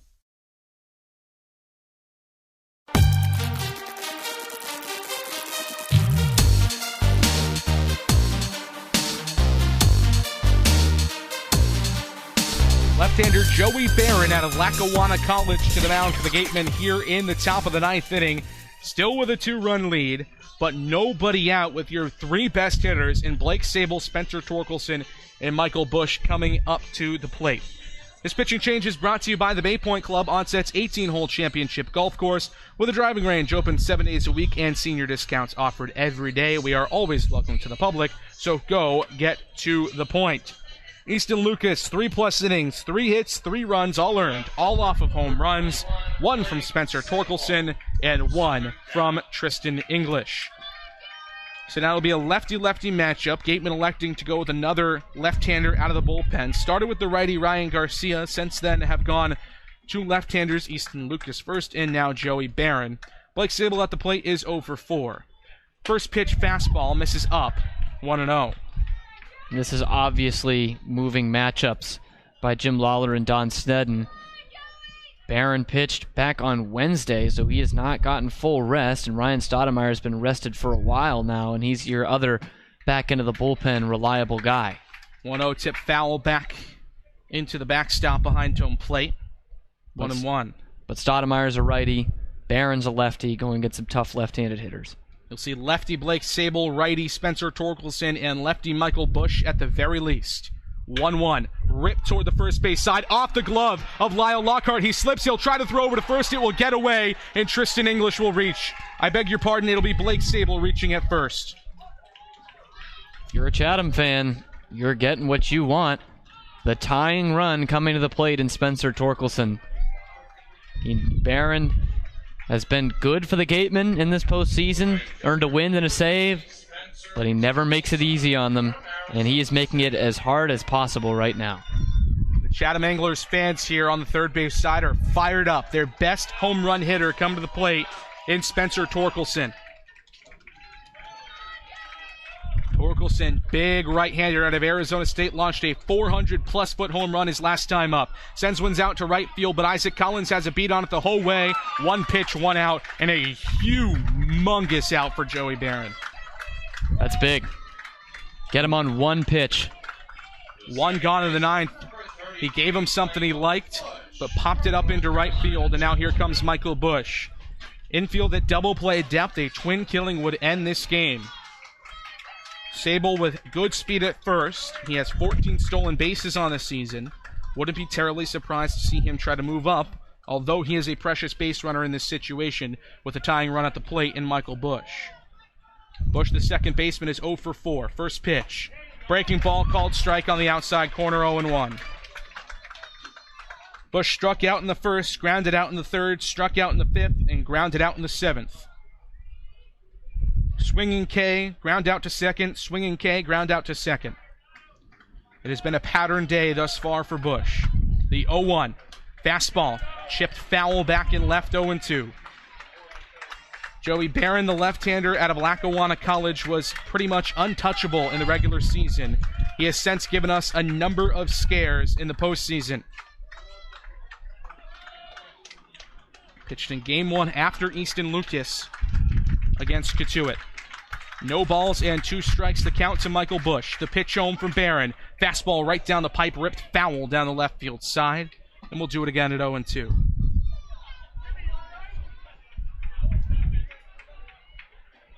Busch out of UNC Chapel Hill. Tar Heels of the ACC going up against the Lackawanna College Falcon of Division II.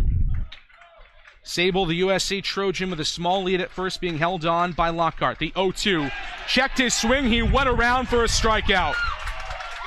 Huge strikeout for Joey Barron. His first of the day. 2 gone in the 9th. No doubt about it on the swing going around, but I'm still glad they didn't appeal down to third. We haven't seen a guy rung up on that all year on that appeal, but huge out. But you got a guy up in the plate right now. Knows the power alleys to right field, his pull side, and he can leave the yard like the rest of them in this Chatham order. 5 home runs of the regular season for Colin Simpson, 1 here in the postseason. Lefty-lefty matchup once again. First pitch is sprayed foul down the left field line. Jacob Goldfarb will give it a chase, but will get out of play. 0-1 to Simpson, who is 1 for 4 on the day. Flied out to right field in the 2nd, singled in the 4th, grounded out in the 5th, and grounded out in the 8th.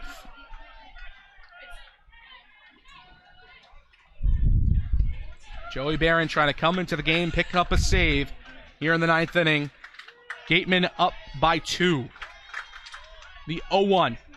Breaking ball, chopped to the right side. Diving stop by Lyle Lockhart, and he tags the bag. The Gatemen win Game 1.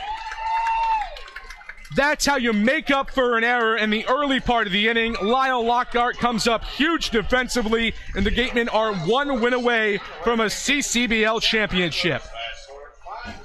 It was never in doubt, was it, JD? Oh, wow. What a game. That still might have been the easiest save Joey Barron's given our hearts all year. Absolutely incredible. Gutsy performance from Barron. Woo. Ryan Garcia with the win. The loss goes to Austin Bergner out of UNC. The save to Joey Barron. The game coming in, ending at 9:36, just over 3 hours, at 3 hours and 2 minutes. And really, it was Ryan Garcia getting out of sticky situations that helped the Gatemen win this game. Just left guys on base inning after inning after inning. After the first, the next 4 that he worked, left a guy on base in all of them, and 3 of them he left a man in scoring position. Did not allow the Chatham offense to get going, and we've seen what it was like even when they didn't get going. They make a ball game out of it. They put 3 on the board, a couple of homers. Can you imagine if they had started to cash in early? And it's that stat we go back to, that amazing stat, 24-1 for the Gatemen when they score first. They take the initiative in this one. They get the big 3 runs off the bat of Austin Shenton and just don't look back. And that RBI double from Austin Shenton had this place erupting. He has been absolutely magnificent in this postseason. And again, another huge day for him. Yeah, I mean, you can't say enough. The double. And he had an intriguing first couple at-bats because he looked like he knew the stuff that was coming from Bergner, but he just couldn't catch up to it. That heavy fastball coming in at about 94, 95, he just couldn't catch up to it. We mentioned the first at-bat, 13 pitches, he ends up strikes out later in the game as well, but he was just right on it in that hard-hit double that had a chance to get out and also had a chance to settle in Spencer Torkelson's glove, but doesn't come up with it. 2 outs, 2 strikes on the hit, and that's the hit of the ball game, obviously. The Gatemen find a way to pull it out, a 5-3 win, in Game 1 of the CCBL Championship Series. They will try to close it out tomorrow with a win at Veterans Field, where they are 2-0 on the season. That'll do it for us from Spillane Field. We want to hand out a couple of thank yous, though, before we go off the air. To our producer, Trevor Russo, for keeping us on and keeping us out of a hairy situation in the middle of the game. For our beat writer, Ian Becerra. For our sideline reporter, Mary Orders. For our WCTV broadcaster today, Enrique Demore. And for my broadcast partner, Cameron Stewart, I'm JD Rachi saying so long.